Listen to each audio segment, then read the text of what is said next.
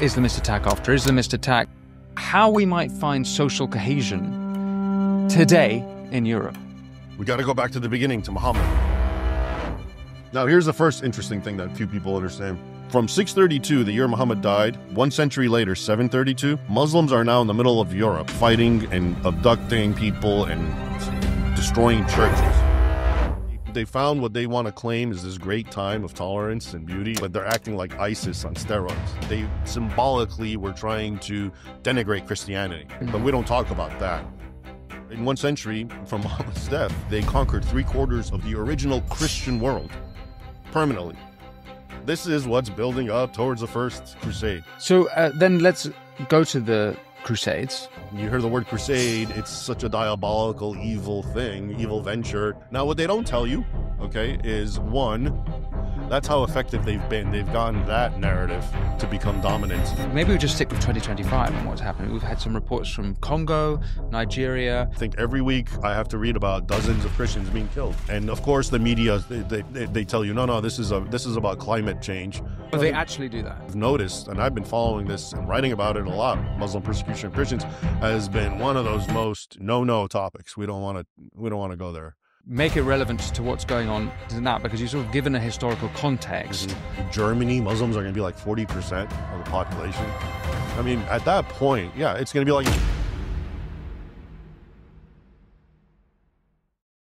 Before you hear from Raymond Ibrahim, I ask if you want to support this show, all you have to do is press subscribe. You do that, I can have more phenomenal guests like Raymond exploring the issues you want to hear about and that the mainstream media won't touch. Remember also, if you go over to winstonmarshall.co.uk, you will get exclusive videos, content and ad-free viewing.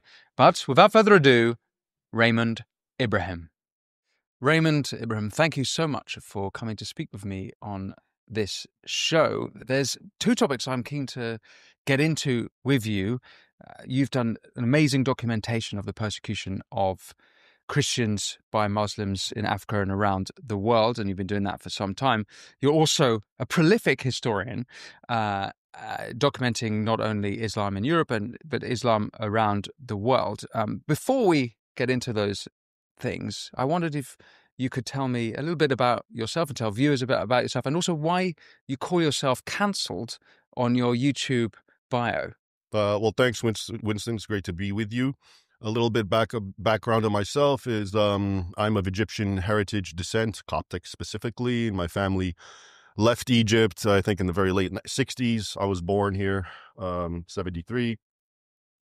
And so it kind of gave me an advantage. I was bilingual. I grew up speaking Arabic, of a certain dialect anyway. Then I studied it formally in English. And obviously I had an interest in sort of the nexus of Western civilization and Islam because of my Christian background. I sort of gravitated to Western civilization, obviously. But I was very familiar with Islam and Egypt and my family and the background. So I've always been interested in that. And then in college, I actually majored in history with a focus on, actually I started off with classics, but then I delved into the Middle Ages, medieval Islam, and Byzantium, Eastern Roman Empire. And, you may know the name Victor Davis Hanson. He was my professor, actually, way back then. And we're still good friends. He writes forewords for my books. Great guy. But, he also got me interested in military history because before he became the prolific commentator about everything, he was a military historian. And so my master's thesis was about the first major battle between Christian Muslim armies. Major battle, the Battle of Yarmouk in 636. So that was my MA thesis. And then since then, I've been I continued being very interested in the history, but then long story short, after 9/11, I went to Georgetown University and I was accepted there. And I also attended a PhD program, but I ended up leaving. I had straight A's because I got a full-time job at the Library of Congress. And then I got a major book deal. My first book was The Al-Qaeda Reader. I actually came across writings by Al-Qaeda in early 2000 when I was working at the Library of Congress that had not even been cataloged. So that was turned into my first book that came out. And that's why, because of all that full-time job and writing a book, I essentially couldn't. I was also told, Victor Hanson made a good point. He told me you already got what most people who are trying to get a PhD want, okay, like book deals. And you're also at a point with what you've said and the position you've taken, even if you get a PhD, nobody's going to hire you. Yeah. Because they're all left-wing universities and they don't want your views there. So that was another reason for me not to even bother with it.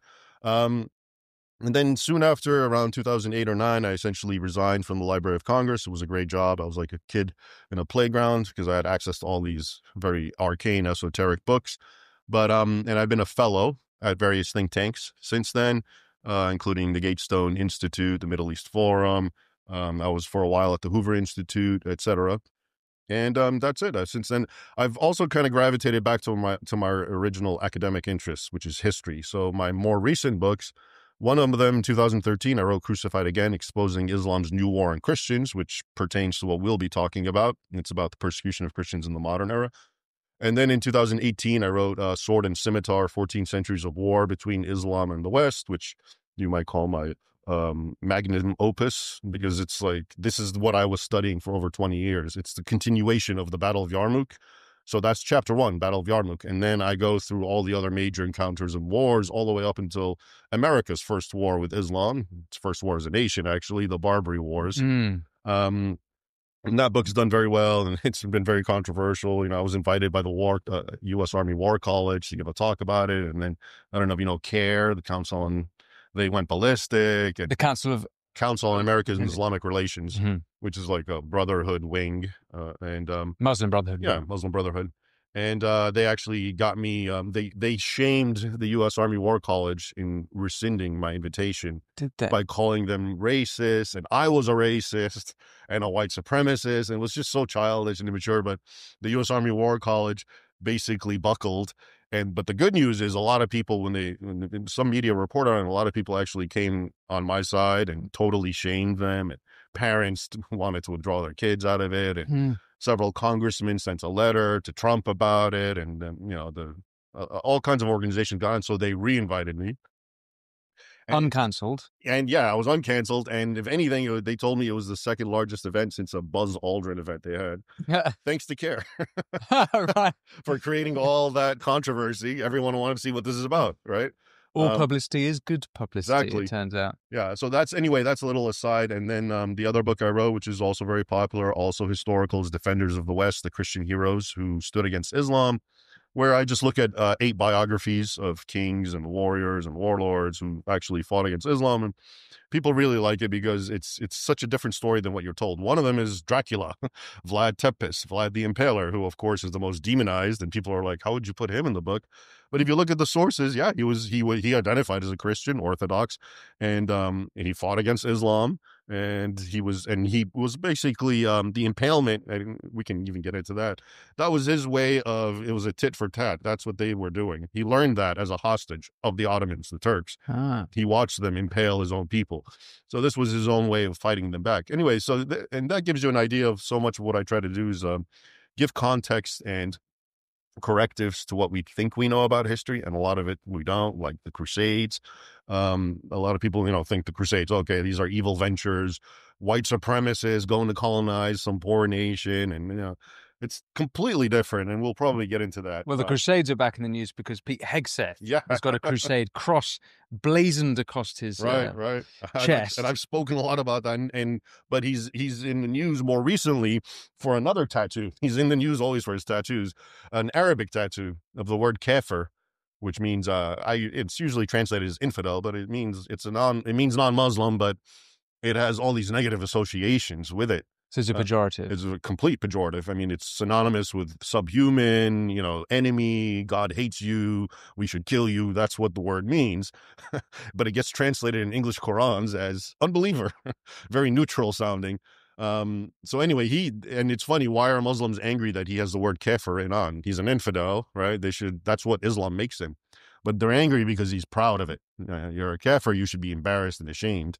But he's flaunting it. He has it as a tattoo. He has it as a badge of honor, literally. Do we know when he got that tattoo? No, I don't know, and I don't know if anyone does, because every time we see these tattoos, he doesn't talk about them. They just capture some weird picture of him, and you can see a tattoo, and then they start talking about the tattoo because they finally saw it. So I don't know. Right, maybe he's been reading your books. Maybe, yeah, maybe. But anyway, that recaps it with me. So, and then since then, I've just writing my books, and I'm still a fellow at think tanks. I'm writing articles, and I'm trying to develop my YouTube channel, trying to do what you do, and very modestly at this point, which is fun. It's fun. It's amazing to me because when I write an article, and even if it appears in pretty good websites, you can tell how many views there are via comments, maybe 20 comments, 30 comments. But I make a little video on YouTube and there's like 300 comments. Yeah. So, I guess that's the way to go. More people are interested in watching than reading. It's a generational thing, and I'm happy to oblige. Well, look, you've mentioned the Battle of Yarmouk twice, and perhaps before we go into what's going into Europe, maybe this is the starting point. So what's happened at the Battle of Yarmouk then? The interest to me in the Battle of Yarmouk is it's the genesis of the conflict between Christendom and Islam. That's really its significance. And so basically, we got to go back to the beginning, to Muhammad, right? Muhammad's dead, 632, and now you have what's called the Ridda Wars, which is after he died, a lot of Arabian tribes tried to break away from the fold of Islam. And the first Caliph, Abu Bakr, launched these apostasy wars, which is very interesting because even till this day, Muslim clerics will tell you, without the law of apostasy, which is you kill anyone who tries to leave Islam, Islam would have died out. I mean, they actually say that. They admit it. That's why we have to have the apostasy law, because if people have freedom to leave, it will be gone. So those are the culture of apostasy, punishing apostasy, didn't exist before then. Under Muhammad? No, it did. He's the one who... He did, yeah. Yeah, it goes to a hadith, a statement attributed to him, which is considered canonical in Sahih Bukhari, where he says literally, whoever leaves his religion, meaning Islam, kill him. Mm-hmm. So that was always part of the religion, according to that teaching, that hadith, and that's why it's still there. Okay, so by the second generation of Muslim leaders, they're now codifying that, and... Yeah, well, when and how Islamic law gets codified is kind of a controversial thing, depending on which version you want to go to, but most of it happens much later after Muhammad. Maybe like he dies 632. Really, the first writings and the hadith are maybe around 750. And this is why there's a school of thought that says Muhammad never existed, and it was all fabricated later to give a hagiographical foundational story to the Umayyad Empire. But at any rate, so you have now the Muslim power is consolidated under Abu Bakr, and then later the other Caliph Omar, who are companions and friends of Muhammad. And now the jihad is waged in earnest. Now, here's the first interesting thing that few people understand. In 632, if I talk to someone, your average person, and I talk about the Middle East or North Africa, and they know it's Muslim, they don't know how it got Muslim. They think it's always been Muslim. In the dawn of Islam, during this time that I'm discussing, 632 and so forth, the Eastern world, Egypt, Greater Syria, as it was called, which encompassed modern-day Israel, Jordan, Lebanon, it was a big chunk, Anatolia, or Turkey, what we call Turkey, and like I said, Egypt, all the way down to Morocco, Mauritania, and Augustine's Hippo was there in Tunisia. All that was actually more Christian than Europe. So if you talked about Christianity at the dawn of Islam, you were talking about Egypt, you were talking about Syria, you're talking about Asia Minor, Greece, of course, and Europe. But Europe was actually less Christian. And of course, anything northwest of the Danube Rhine was still not even Germany. The Scandinavian lands hadn't even reached Christianity at that point. And this is why the Roman Emperor Constantine moved the capital of Rome, New Rome, Constantinople, to the east, because that's where everything was. That's where the learning was. That's where the sophisticated culture was, the wealth. All right. And again, when people, we have records of people traveling through Egypt, and they say all we heard from the top of the Nile to the bottom is just hymns and church bells, etc. This is before Islam. Same thing with Syria. Okay.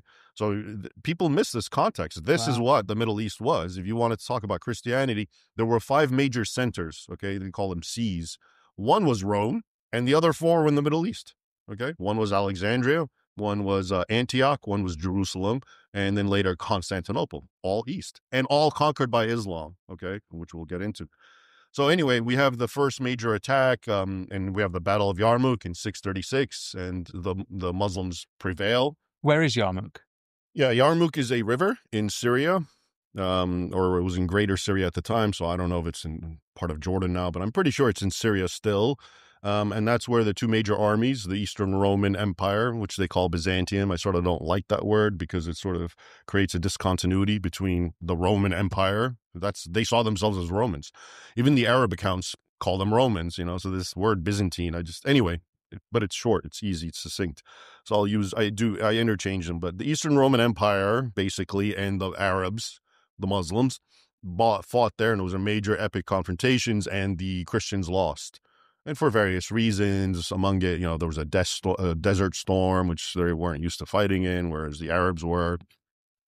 And it takes on a great, it's very hagiographical tradition amongst Arabs. This is, where it all begins, and this is where Allah proved he was for us because we beat the infidels, etc., etc. And, I won't get into it, but anyone who's interested really should read about the battle, because a lot of what, ISIS, the Islamic State, the stuff they would say, which sort of sounds cryptic and people didn't understand it, they would say things like, we've tasted American blood and none is sweeter. And people just thought they're being gross. Actually, they were quoting characters from the Battle of Yarmouk, Muslim heroes, specifically Khalid bin al-Walid, known as the Sword of Allah, who said to the Romans, we've tasted Roman blood and none is sweeter. All right. So when a lot of the things they would say is actually from that battle and other battles as well. But that's how, these battles and major confrontations with the Christian world where they prevailed still figure very prominently in their historical consciousness, whereas to most Westerners, they have no clue, right? Yeah. So at any rate, the battle happens, the West, the Christians lose. And now begins the great takeover of the Middle East. All right, Egypt, which was a major center for the Roman Empire, gets conquered 4 years later, right, or 5 years, around 640, 641, and they continue marching all the way west until they get to Morocco around 690. They take over Carthage, where and Augustine and Hippo, so all these major centers, and in Syria as well, completely conquered. Jerusalem is conquered 1 year after Yarmouk. All right, it's like a complete domino effect. And there's theories of why this is. One of them is that the Byzantine Empire was very weakened at the time. But also the Muslims enter and conquer Persia, the Sasanian Empire at the time. Okay, and now now Iran's been conquered, and they continue eastward. But just for brevity's sake, I'll continue focusing on the Western Christian world. And so now, from 632, the year Muhammad died, 1 century later, 732, Muslims are now in the middle of Europe, fighting and abducting people and destroying churches. Not just the middle of Europe. I mean, as far north as Tours in France. That's why that's the date. 732 is the Battle of Tours, which is right in the heart of France. Spain has been conquered since 711. Okay, now after they took over Morocco, now they sailed into Spain, and that was completely conquered and devastated. And now they're in the middle of France, okay, attacking, and this is the Battle of Tours from Muhammad's death. And historians have actually quantified it, but it's basically they conquered 3/4 of the original Christian world permanently. Wow. In Spain, not permanently, but for like 8 centuries they were there. And of course, in France, they still continued depredations. And the Mediterranean islands were all conquered around the 8th century. Sicily and Malta and all of them, Cyprus and Rhodes, for centuries.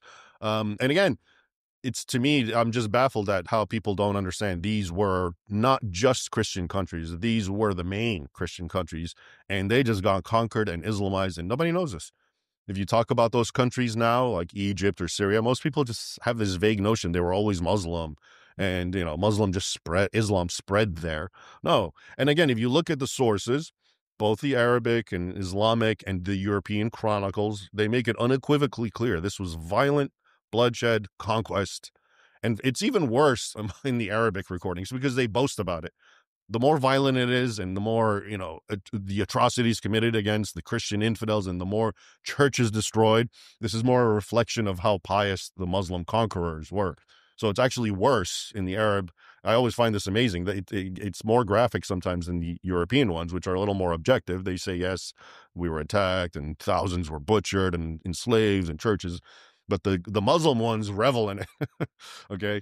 And so now let's just stop for a moment. None of this is being taught in any school at all. Can I just ask, do you have a sense of the death toll in that first century? No. I mean, unfortunately, 7th century is what we're talking about. We're lucky to have just the records that we have. But, and I know I put it in Sword and Scimitar where I talk about various regions that get conquered, and then some chronicle mentions a number.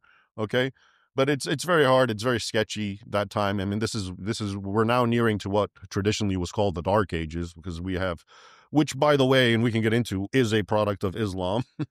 Okay, and when many people don't know this, and since I'm at it, okay, we're almost there. So basically, after what happened and so the Mediterranean used to be known as kind of the Roman lake, and everyone, Egypt and Syria and all of North Africa and Europe, were all connected. It was part of one empire.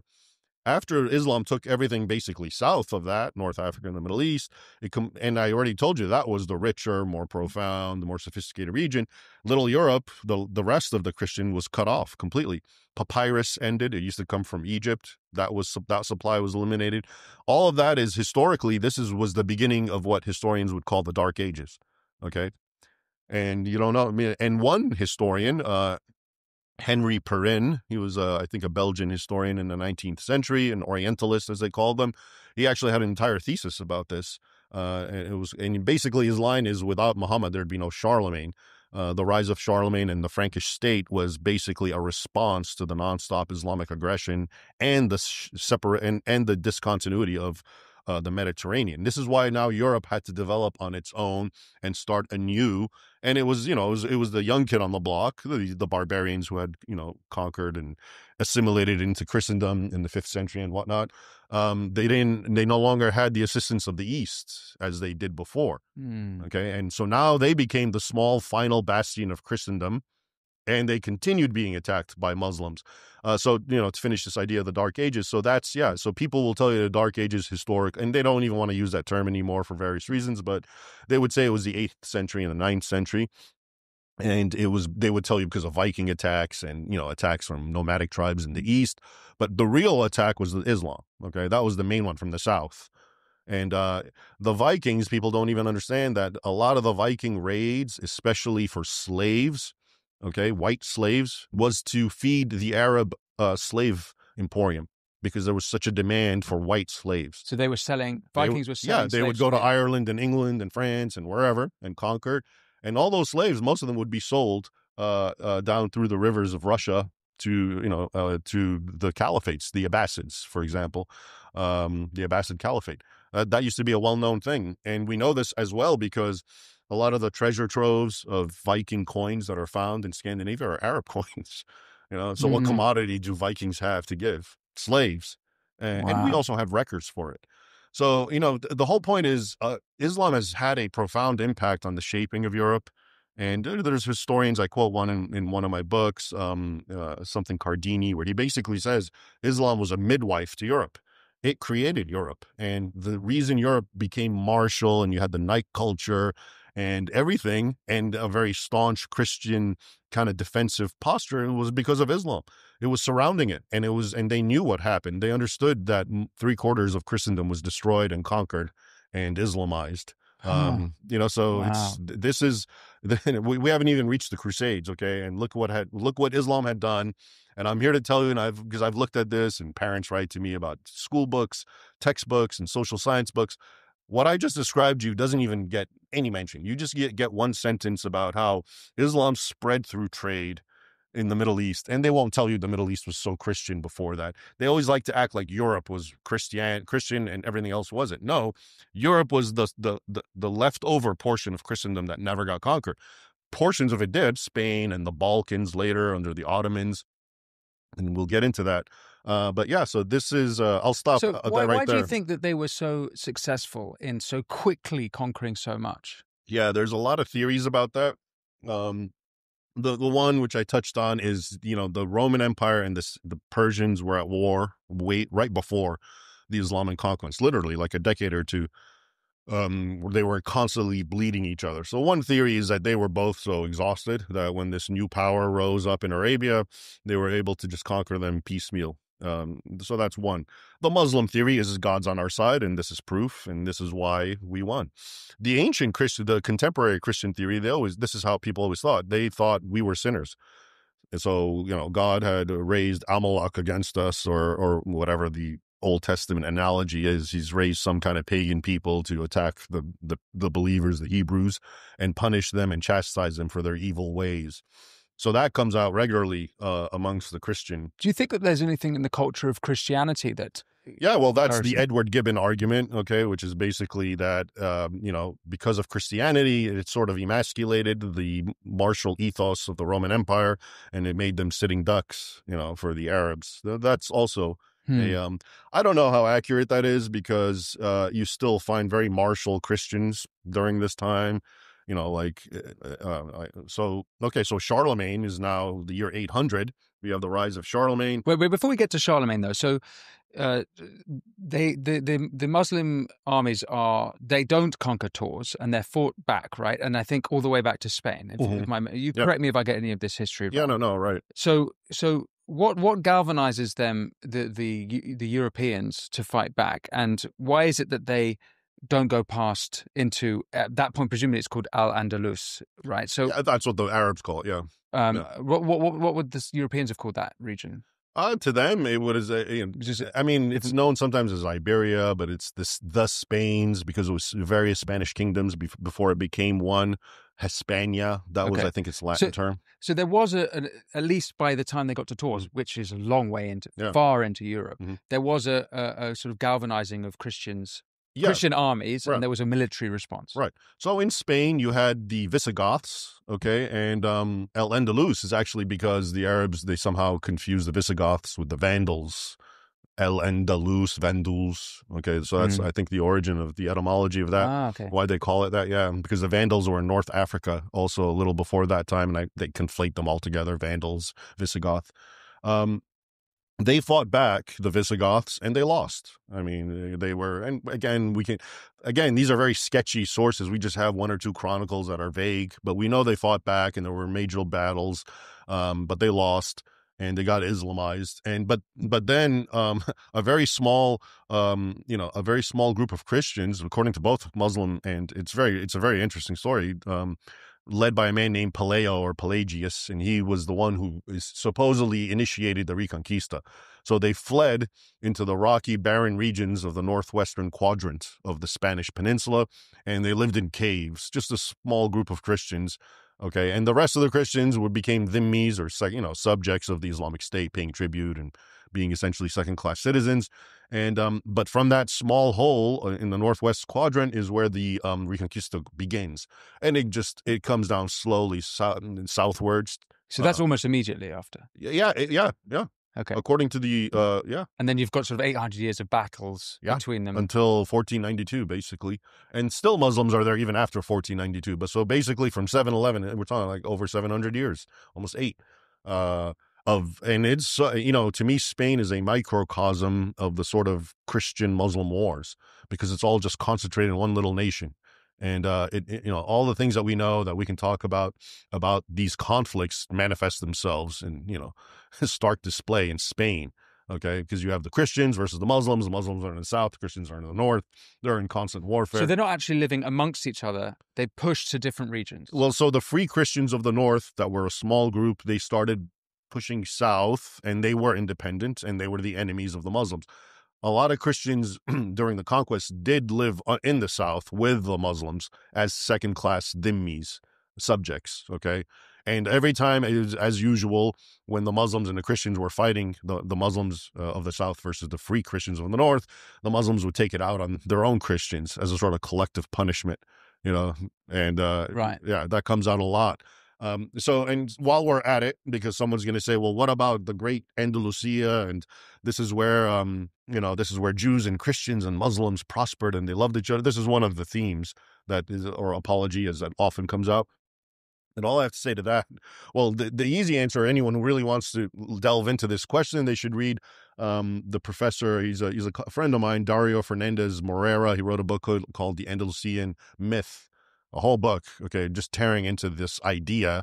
But just to give you one example, at the height of this golden age, you have what's called the martyrs of Cordoba, which is something like 50, 60 Christians who get boiled, skinned alive, impaled, beheaded because they blasphemed against Muhammad, okay? So this is like, they finally, they found what they want to claim is this great time of tolerance and beauty, and yeah, but they're acting like ISIS on steroids, okay? But we don't talk about that. So my point is just to show you that even when they try to find something, if you really look into it, no, it's the same as usual. what they're really boasting about is it was so wealthy. So Andalusia was wealthy, and people will talk about, oh, look at the backwards Europes. They were, whatever, poor, and look at this grand civilization, Andalusia. What they don't tell you is most of that wealth was because the Muslims were plundering it from the Europeans, including selling them on the slave market and plundering them, essentially. And that has always traditionally been Islam's capital, other people's stuff. Were they converting Europeans to Islam? Yeah. So when they conquered Spain, for example, I'm sure a lot of native Spaniards, Christians, converted. Okay. And was it, did they bring sort of civilization with them from? Well, so that's the question. Was it a sort of military nation of a kind of a band of warrior aristocracy? Warrior aristocracy. Yeah. That's definitely how it was originally, initially. And so when you look, sometimes they'll tell you, well, yeah, but the Islamic world was so advanced when Europe was in the Dark Ages.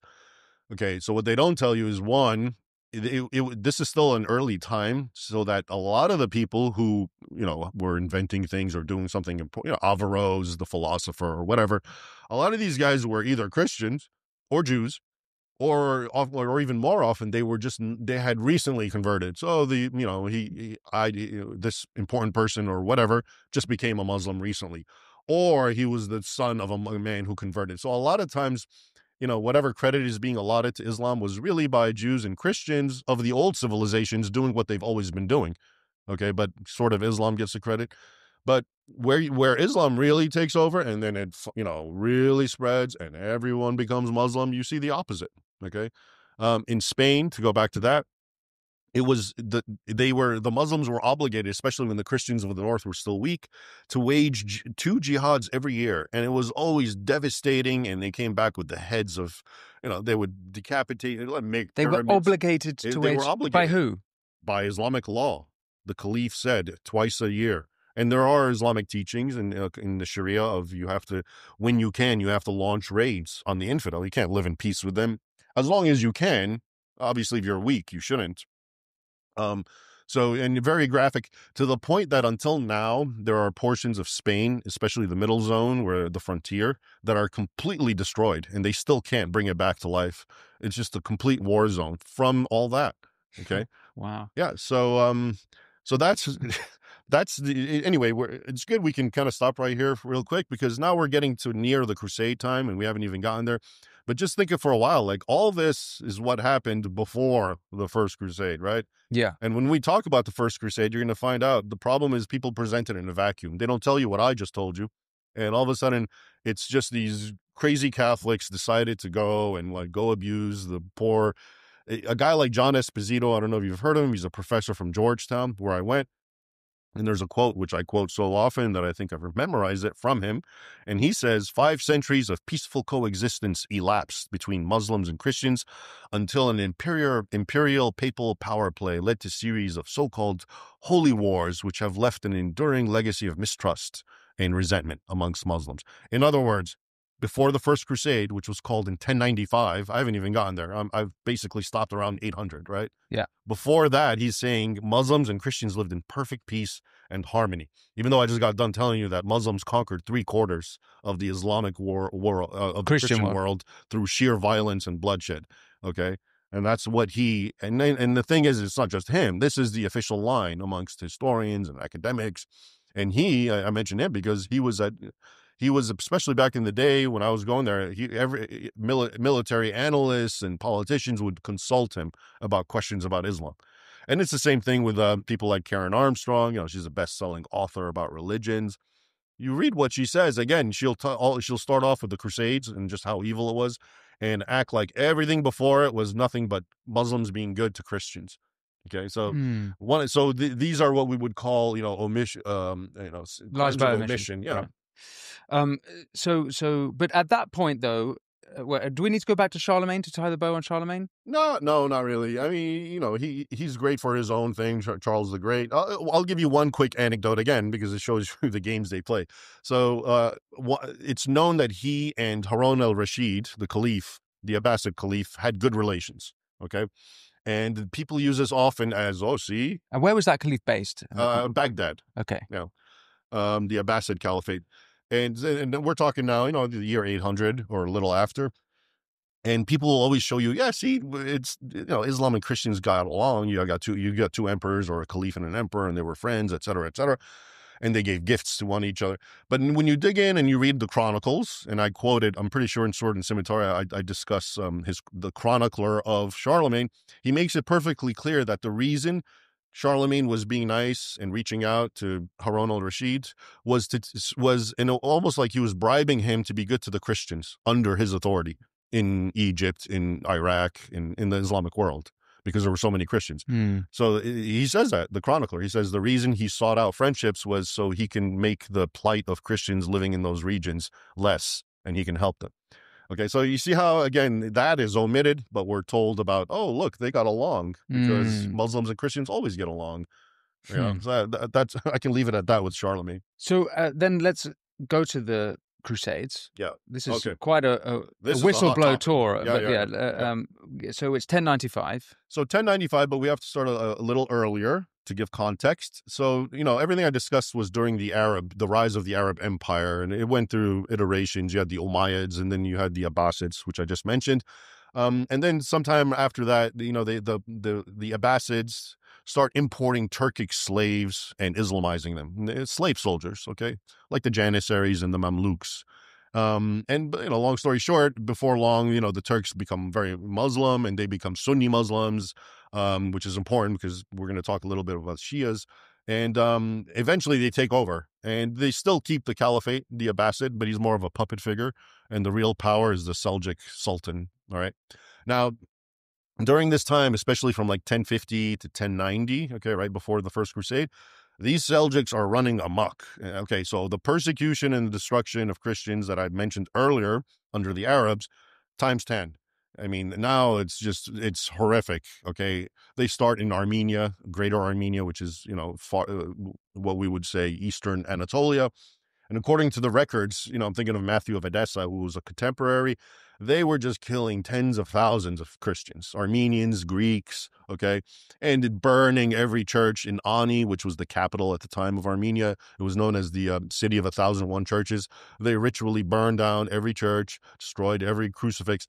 I tell you that to also underscore, because a lot of people will tell you, okay, the Turks, people were warring, it's different tribes, and they try to, minimize the religious element.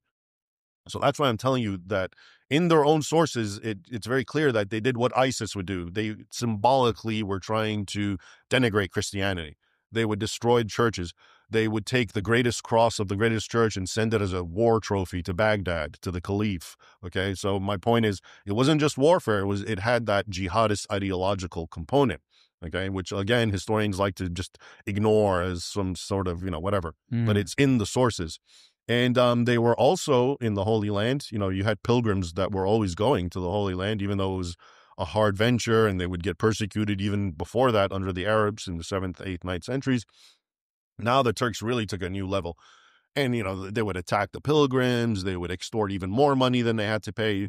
There's one incident that happened in 1065, which really was a scandal. They attacked a large German pilgrimage, and they gang raped a nun, and, made everyone watch it. Like really horrific stuff. They would go in churches and disembowel people and just smear the blood on the altar, again, as a form of mockery. Okay, so this is what's building up towards the First Crusade. And then it really gets bad after the Battle of Manzikert, which is one of my main battles also in my book, Sword and Scimitar. And the Christians again lose. Where is that battle? It's in Manzikert, which is actually close to Armenia in Asia Minor. The Roman emperor at the time went trying, again, like Yarmouk, they went with a large army trying to stop the Seljuk Turks, and they lost. And after that, they just completely ran amok all westward, and now they're attacking all Asia Minor, of course. I mean, Turkey, what we call, now it's Turkey because it got conquered during this time. And Asia Minor, by the way, so Turkey, when you hear Turkey, you think, okay, it's a Muslim nation. This was such a Christian nation that, St. Paul's letters, most of them go there. Asia Minor, Ephesus, Turkey, yeah. A lot of them. And so now it's all conquered, and now they're right next to Constantinople, and they're on the verge of actually reaching and getting into the European mainland. And the emperor, the Roman emperor at the time, Alexis, he calls for aid from the Franks and the Europe.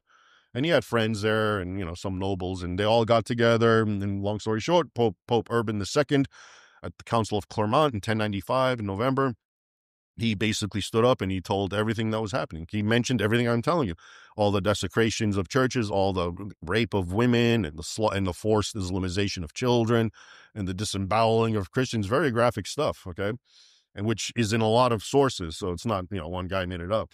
And that's it. And they all cried out Deus vult, which Mr. Hegseth has a tattoo of, which means God wills it, right? And that was it. They went. So if you asked earlier historians, in the 1800s, they would tell you the Crusades were motivated by love. They were actually, and it comes out in some of the sources where the Crusaders were moved by Christ's injunction to love your fellow man as much as yourself and to love God. So they were loving God because they wanted to go and liberate the Holy Sepulchre. They wanted to liberate the Holy Land, which was very important. Again, this is something modern people don't understand, but place was important. Holy sacred land was something that was, very important. So they wanted to go and liberate it from Muslim control, and they wanted to also protect fellow Christians. And now, your average person, you hear the word crusade, it's such a diabolical, evil thing, evil venture. But that marks an interesting turning point, even from the Christian point of view, from this, let's say, turn the other cheek mentality to we're going to protect our fellow Christians by killing others. Yeah, so the whole issue, this goes back to the concept of just war, which really one of the name that always gets thrown out there, and it's the chief articulator, they would say, and proponent is St. Augustine, who lived in the 4th century, okay, or was it 5th century? So he's way before all this, and to him and to almost every other doctor of the church and theologian, it was okay to fight back.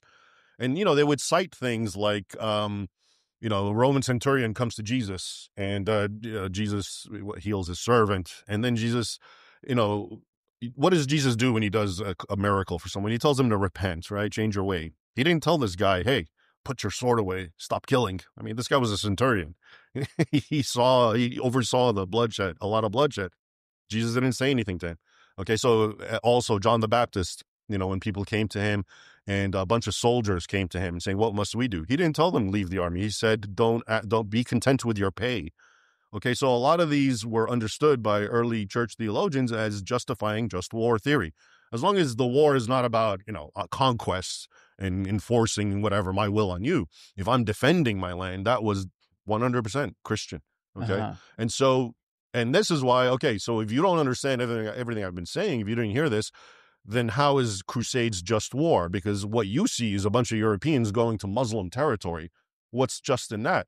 But if you know the truth, which is, well, that was Christian territory, and they were killing Christians still and destroying Christian lands and holy sacred places, then it did become part of the just war theory. You see what I'm saying? But it's 300 years since that it had been Muslim. Yeah. But I mean, to their thinking, to their point of view, and it was still full of Christians and.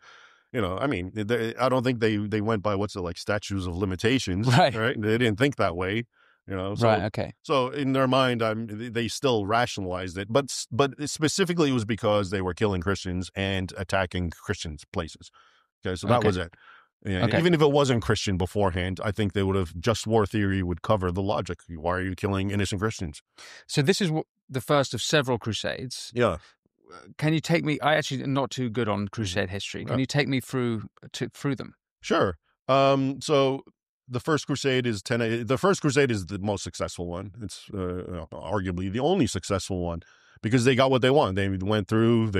And the sufferings they went through are amazing. But they liberated various Christian regions and cities: Antioch, Edessa, and most importantly, Jerusalem, because that's what they really wanted.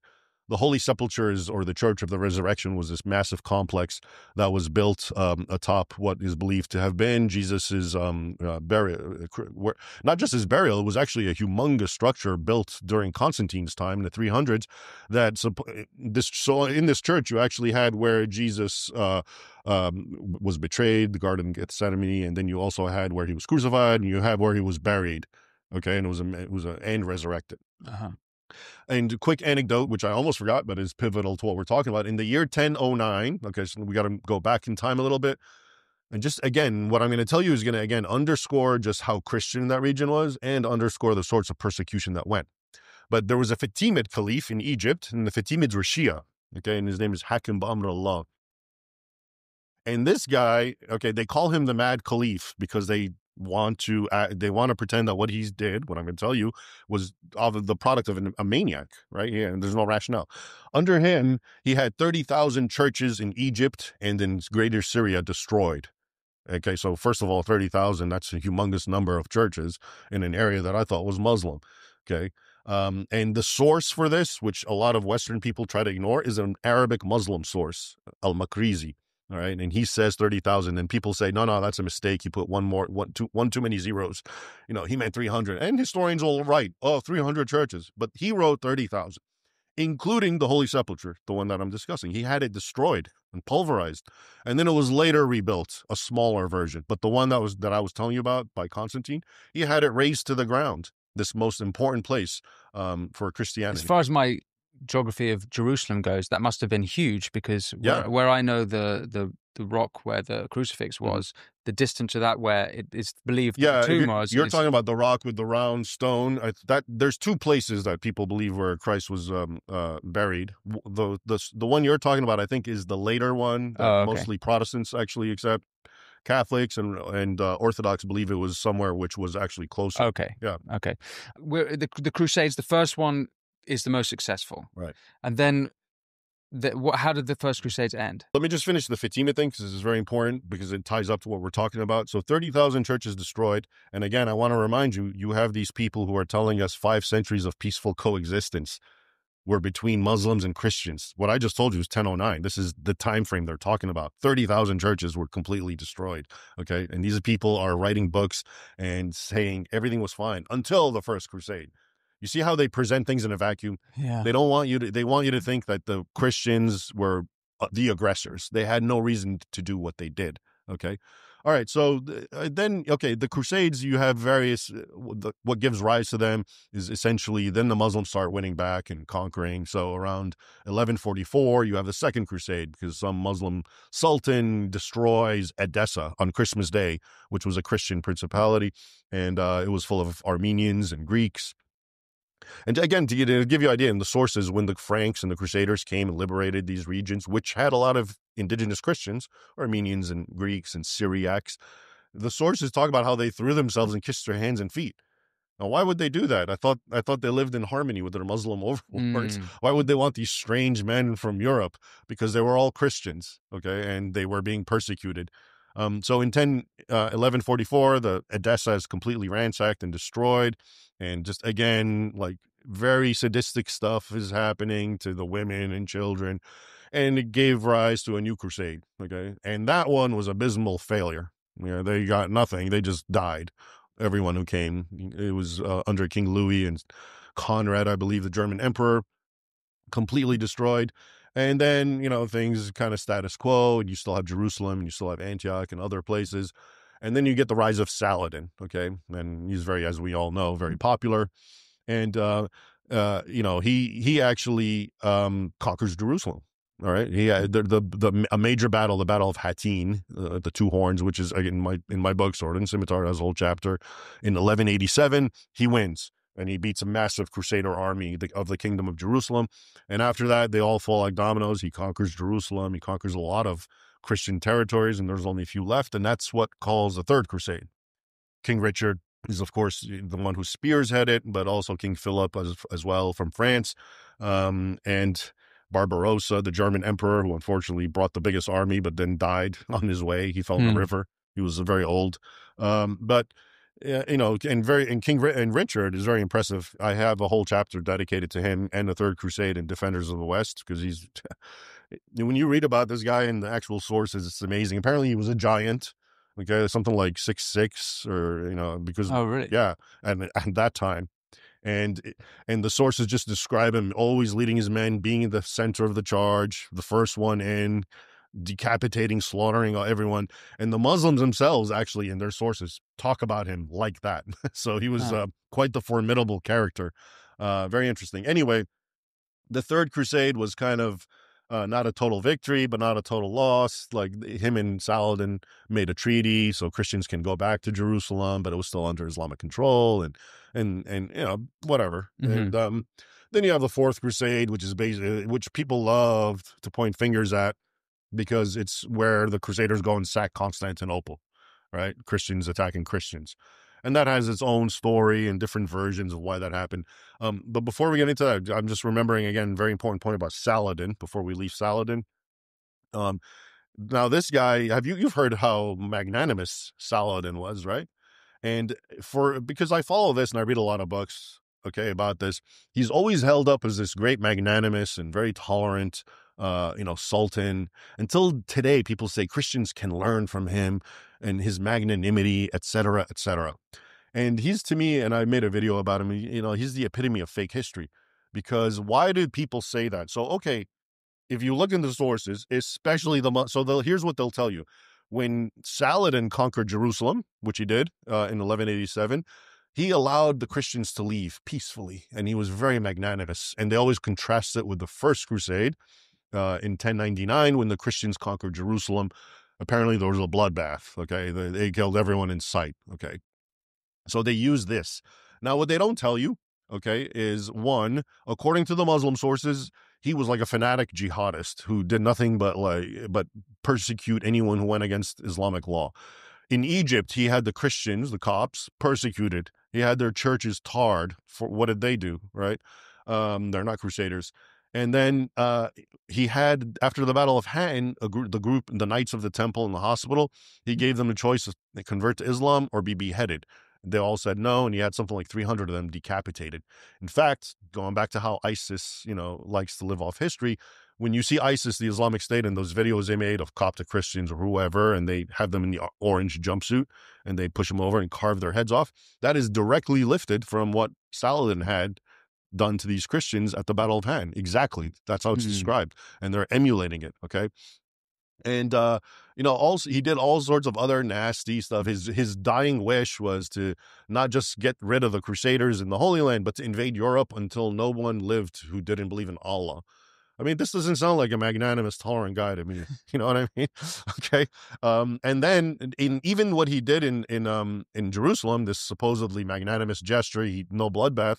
If you look at the sources, what really happened is, they told him he was besieging, and he said, okay. They tried to surrender, and he said, no, I'm going to kill every last one of you. But then they said, okay, we're going to destroy Al-Aqsa Mosque, because they had possession of. We're going to destroy all the holy sites of Islam, and we're going to kill all our hostages. So he finally agreed to let them go if they can pay a ransom. Okay, and the ones who couldn't, which was something like 8,000 or 16,000, I have the number written down, and mostly women and children because they were poor, were consigned to slavery. Okay. So it's like, but he's being used today as this paragon of virtue and magnanimity, okay? And people believe that. And where does it come from? It actually comes from Sir Walter Scott's novels, okay? Oh. Yeah, he created this chivalrous kind of Saladin, and all of a sudden, that's what people believe, as if it's real history, okay?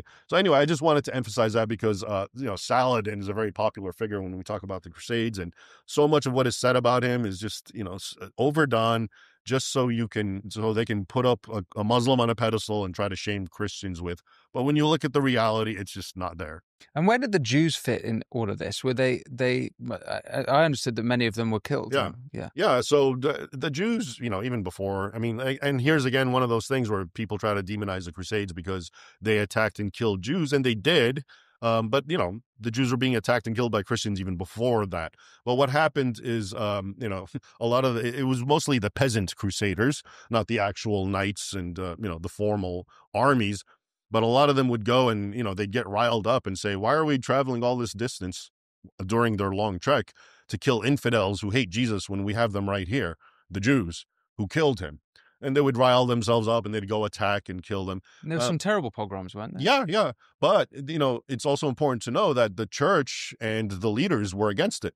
And against the pogroms. Yeah. And they would issue edicts saying you have to leave the Jews alone, and they would come in their defense. So it was almost like what always happens. You have the rabble, but the actual church policy was not to persecute them. And the Crusader policy was not to persecute them or do any of that. But of course, you're going to have the bad apples who act on whatever impulse they want to just plunder them on whatever pretext.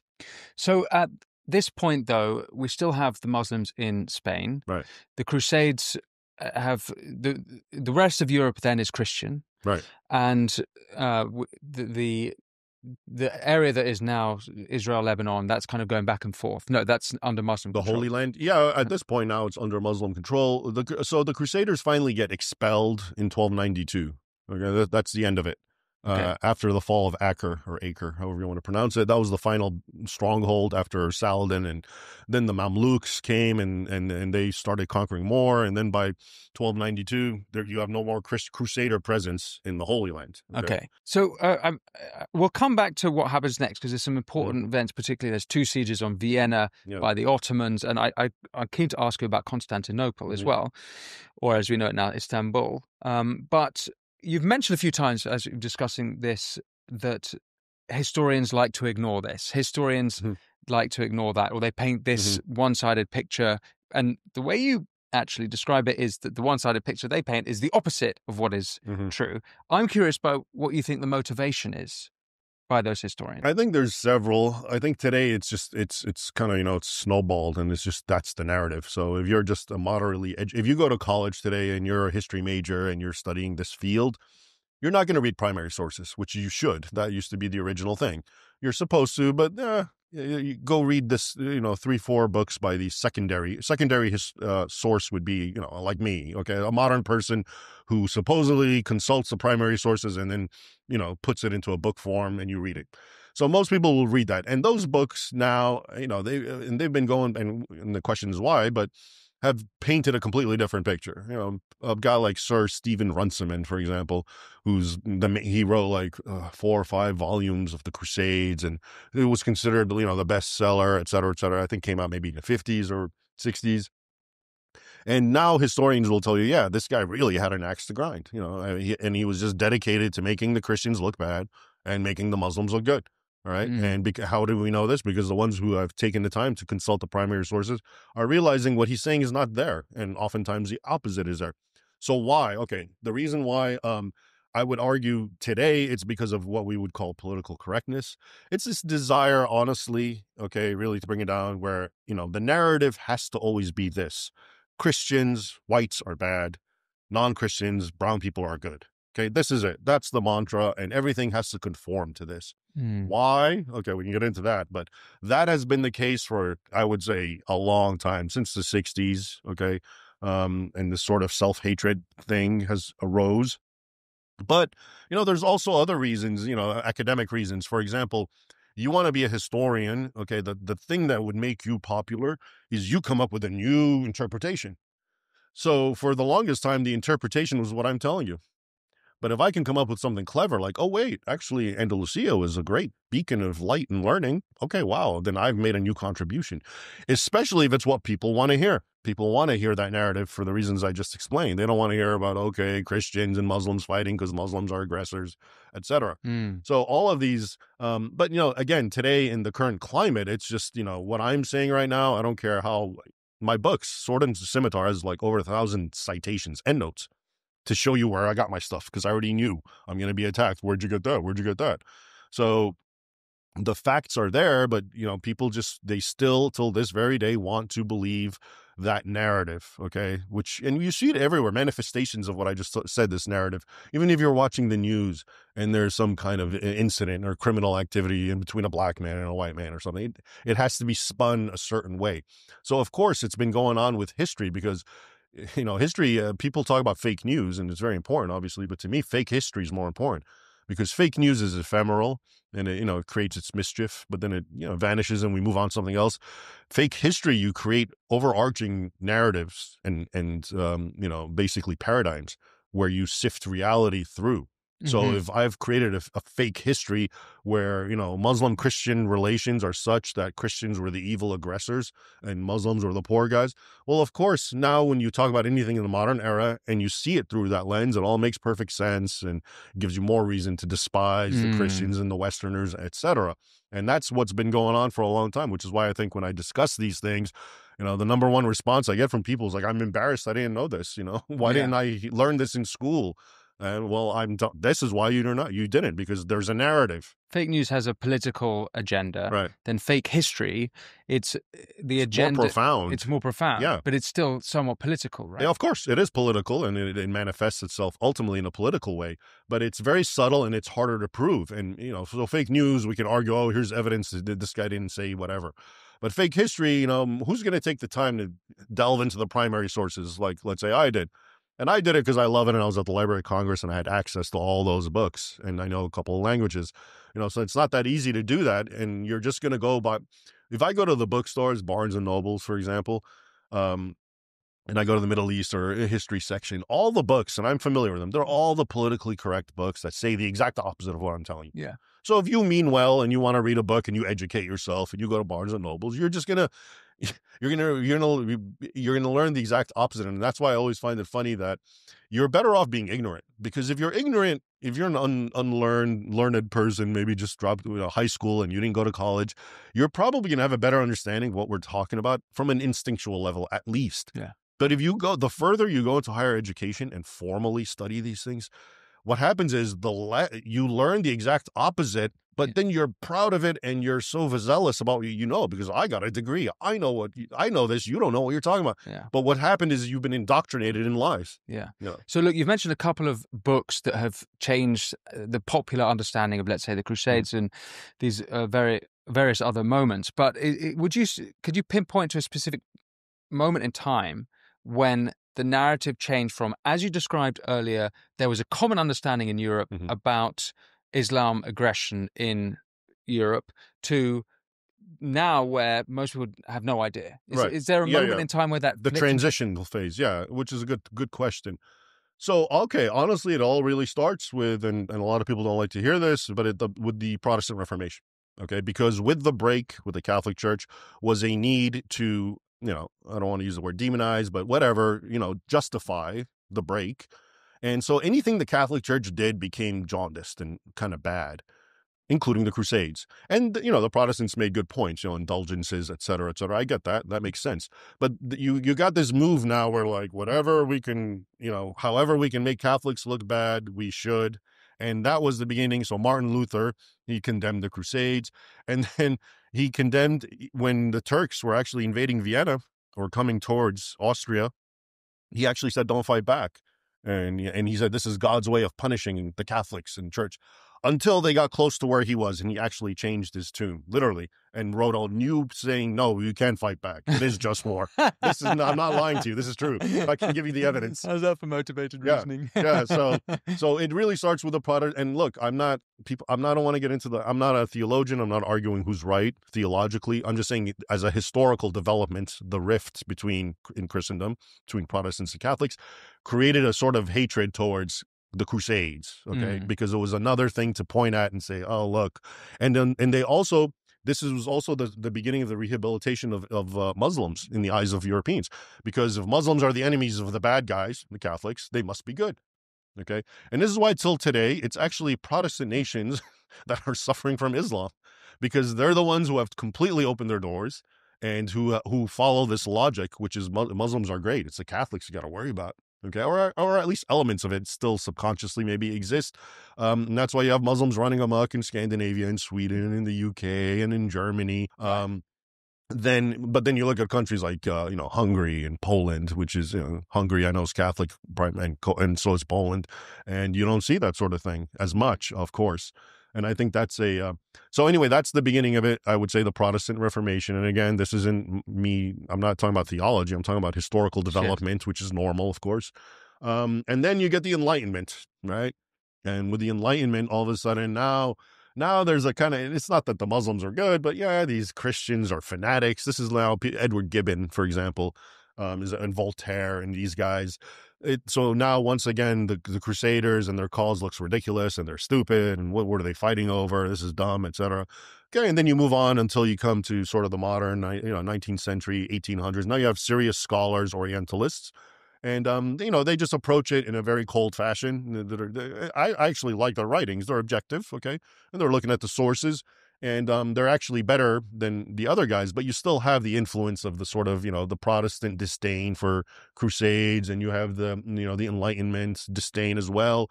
And then you come into the modern era where, again, I think it's this need, where it comes from. I think sometime in the 60s, you get this move, this very anti-Christian thing where, Christians and Europeans and Westerners are the root of all problems. Okay. And of course, this is how the Crusades fit. So now it's being taught that way, and, we're gravitating back. So now it's worse than ever, because what they're doing is they're literally playing with history. I already gave you an example of all the horrors that happened before the First Crusade. In 1 year, 30,000 churches were destroyed. This is to say nothing of the killings of Christians under Hakim Amrullah, the Fatimid Caliph, or all the other ones. And they ignore all that intentionally and just tell you, oh, Crusades just happened out of the blue, 5 centuries of peace, down the toilet. And now Muslims, can you imagine that when 9/11 and all that happened, and until now, when there's an Islamic terror attack in Europe, they try to actually associate it to the Crusades and say, well, Muslims are still upset about that. They have grievances. Okay. And they don't. I mean, because Muslims are not idiots. They actually respect the Crusades in the sense that, oh, okay, there was a time when Christians fought back. Oh, okay, good for them. But I mean, everything is being done, to just rewire everything so it fits that narrative. Yeah. So let's go back to the history of it. Both sides of Europe at the sort of mid-second millennia, we have the Inquisition happening in Spain, and we have the Ottomans charging, well, not only Constantinople, but right up as far as Vienna. Maybe we start with the Inquisition. Sure. So, and here I'm going to talk about the Inquisition, but you're going to start finding something interesting here. Is like all these major historical epics and developments that we talk about, you're going to find Islam snuck in somehow, including in the Inquisition. Okay. So the Inquisition to us is, just crazy fanatical Christians torturing everyone to get the facts, etc. And then there's elements of that as well. Okay. But it really started, why did it start in Spain? Because it was part of the war with Islam. And after the Reconquista now is finally coming to an end, and all the Muslims have been beaten far south, they're all now in Granada, southern tip of Spain. All right. And this is under Ferdinand and Isabella, right? The unification of Spain as well. So now they're all holed up, but they're about 500,000 Muslims. Okay. And initially the Christians allowed them to keep their religion and keep their Sharia and live. But whenever they could, the Muslims would basically try to subvert and attack, including with Barbary pirates and with the Ottomans. They were like a fifth column, and they would attack Christians whenever they could and kill them, etc. So it came down to, you either become a Christian or you leave, go back to North Africa where your ancestors came from. And so now, why become a Christian, right? Now, today it's seen as, oh, look at these intolerant, crazy Catholics. They just force their religion on everyone. No, the logic was, if they become Christians, this jihadist animus they have for us will have to go away, because now they're like us. Okay, that was the only logic. Okay, become like us and lose your hatred for us, or leave. So a fatwa came out. A fatwa was a decree by several respected Islamic jurists from North Africa, who invoked the doctrine of taqiyya. Okay, and taqiyya means you can dissemble your true beliefs about Islam. You can say you're a Christian, but as long as you're truly a Muslim in your heart and you're doing this as a stratagem, you can do it. But continue to hate the infidel and whatever. Continue trying to plot against them. So a fatwa came out, and all 500,000 Muslims overnight became Christians, and they converted and were baptized. And long story short, the sources described them as being better Christians than the Christians. They were punctual to church and everything, but they were home reading the Quran to their children and preaching undying hatred for Christian Spain and still trying to plot. Okay. And that was the beginning of the Inquisition. Okay. Because the Christians didn't know what to do. They didn't want to get rid of them because they converted. And what if he is a sincere Christian? And what if he's not?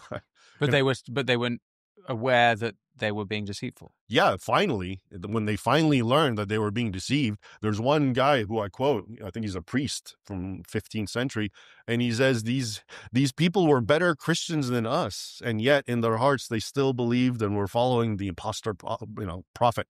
Okay? And so they were still a fifth column, but an even more dangerous one. And the Muslim sources say, and a lot of the people, very early cryptic references, a lot of the men who were engaged, and women, I suppose, who were engaged in Taqiyya were burned because of the Inquisition. So that is really and there's elements of this with Jews as well. I think they're called, one's the Moriscos were the Moors who supposedly converted, but were still kind of practicing their Islam, and the Marranos, I believe, were the Jews who and when people talk about the Inquisition, my point is they always mention the Jews, but it was actually a lot more Muslims who were being tried for that very reason. And, Catholic Spain just ended up basically saying, you're either one of us or you have to go because you're plotting against us, obviously. And the only way we can determine it is through an Inquisition. I'm not trying to justify the Inquisition. I'm just trying to show you once again how Islam is in the background, how it provoked a pretty bad reaction from Christians. You have called some of the behavior of Islam and the Muslims as they grew out from the Arabian Peninsula up into Europe as brutal and barbaric. Mm-hmm. Would you describe the Inquisition in such ways? Sure. I mean, the Inquisition, I'm sure there are innocent people who suffered. The Inquisition was involved with the Knights of the Temple, for example, and that's a topic I've actually delved in very recently for my recent book, where these guys who had vowed and done everything to fight for Christendom were actually tortured by fellow Christians on baseless charges that were made by the king who wanted their gold. So I'm sure a lot of people were. I'm not justifying the Inquisition. I'm more interested in trying to show you how, once again, Islam gave rise to something that was very negative in Europe. Or even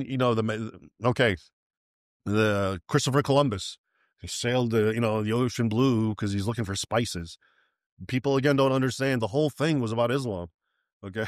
Yeah, I know that's because but he couldn't go east anymore. You couldn't go east because if you go east, you get killed.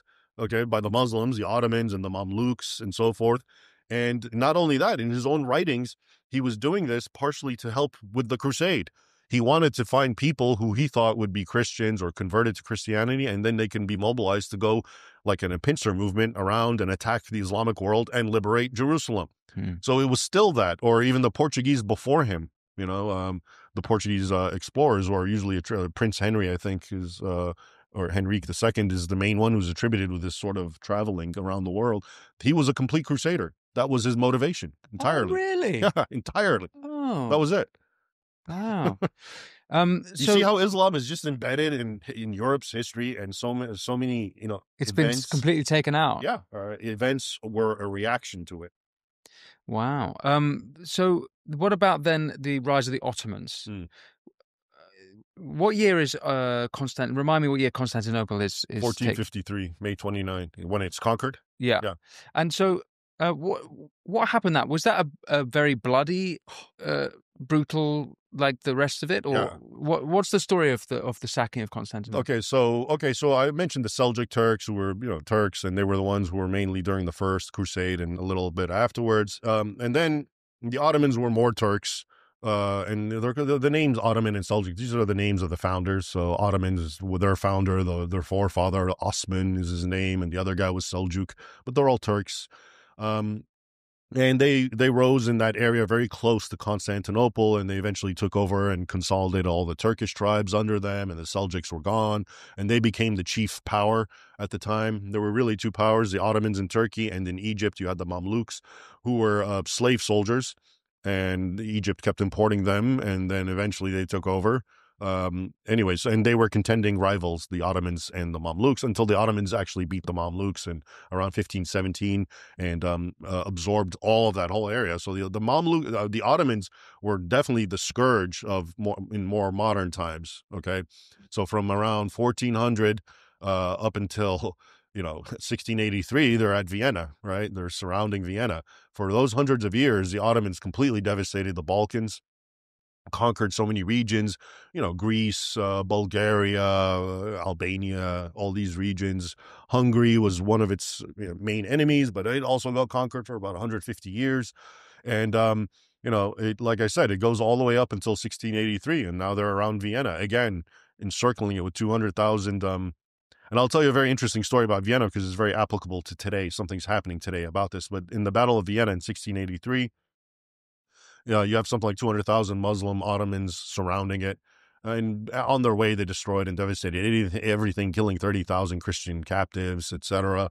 And they were about to breach Vienna. It was about 2 months into it, or even less, and right before they did, on September 12th, the King of Poland came, John Sobieski III, with something like 65,000 fighters. And they were on the top of a hill, and he very clearly says this is about Christianity and Islam, and they're trying to take it, and so forth. I have a whole chapter about that too, in Sword of Scimitar, all these big ones. And then they had, thunderous cavalry charge, and they defeated and the Ottomans and lifted the siege. And of course, Vienna was grateful very much. So since then, they've been trying to put up a monument or a statue for Sobieski on that hill in Vienna where he came down. And a lot of Viennese and Austrians wanted, and of course Poles wanted, and it's a way of thanking the Poles for what they did. But the city council of Vienna said that's too Islamophobic and it might offend the Muslims. When was that? This is happening right now. This is something actually that was just reported like a few weeks ago. Okay. And we're not going to have it because it agitates Islamophobia.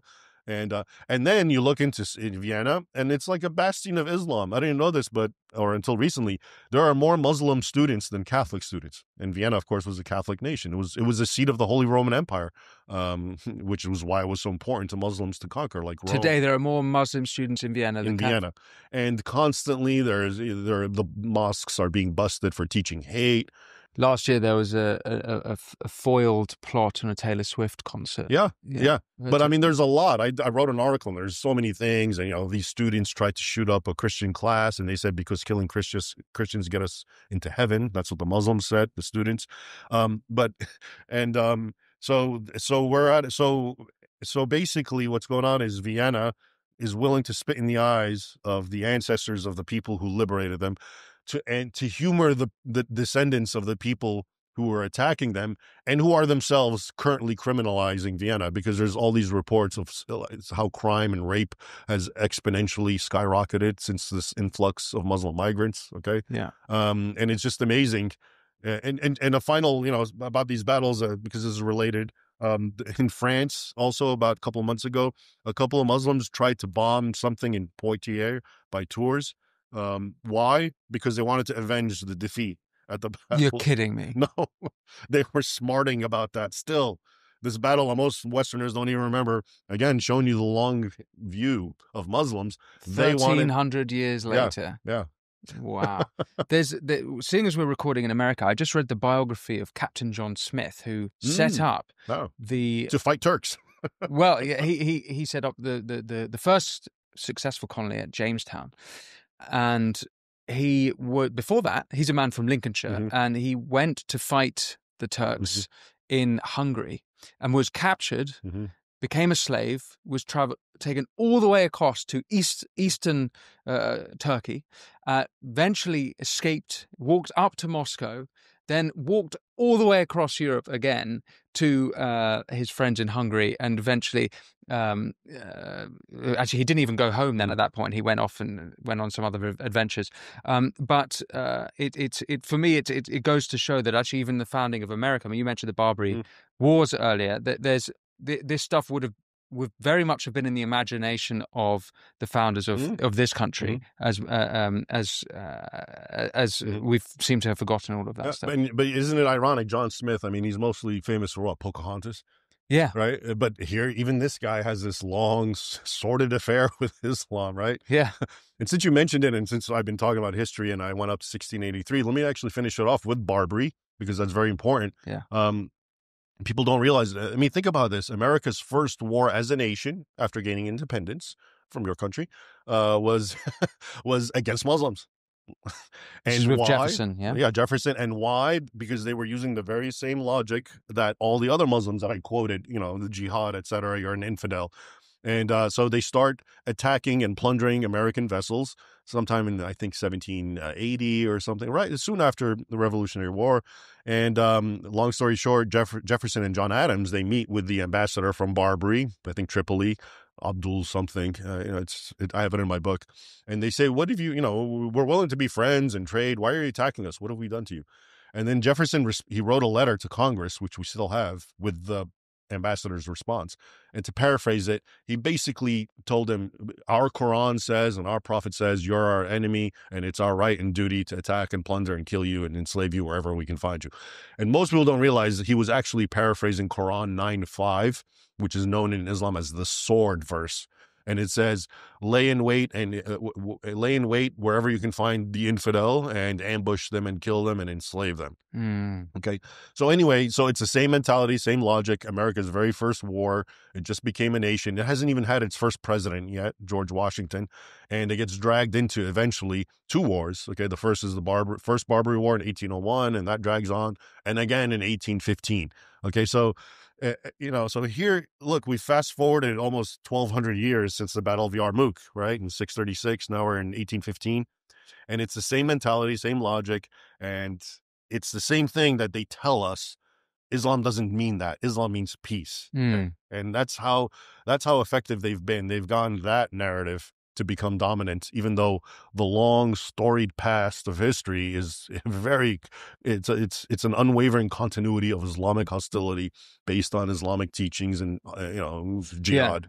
So we'll come up to the present day, but before we do, seeing as you've mentioned the Quran, I guess you have also said you're not a theologian, so I remember modest, that. But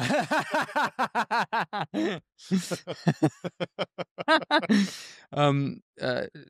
Where do you think this comes from within Islam, and is it the behavior? Is it the example of Muhammad or the example of these first early Muslim warriors? And I think it's an important one because we look at Islamism today, and it's clearly, we talk about ISIS and all these Muslim Brotherhood, and we talk about Israel and Hamas, and it's clear that there's an aspect of Islam that is like the scripture you just cited, that is I guess violent, and there's a contention there, that this idea of peaceful Muslims, moderate Muslims, and I guess, I'm not sure exactly what my question here is, but the origins of all this, how it all starts? Yeah, like how much is this from the Quran? How much is this from Muhammad? What's your perspective on that? Yeah, okay, it's all, you have to understand how Islamic law works, okay? So according to standard Islamic teaching amongst Sunnis, who are 90% of the Muslim world, the twin sources of authority are the Quran, which is understood to be the literal words of Allah, and then what's called the Hadith. Okay, plural, it's ahadith, but I'm going to say hadiths to anglicize it. And all they are vast volumes and volumes and volumes of what Muhammad supposedly said and did. Okay, and according to the Muslim, scientists, as they call themselves, the ulama, they rank them. There's what's called sahih, meaning it's correct, it's authentic. He did say this, and that takes on almost the same value as the Quran. Okay, and there's a lot of that. Now, based on those two things, hatred for the non-Muslim is unequivocal and continuously documented.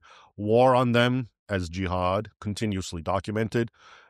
Treating, the non-Muslim who gets conquered as a dhimmi, which means they have to live as a second-class citizen and pay tribute, unequivocally documented. These are totally enshrined based on the Quran and the words of Muhammad.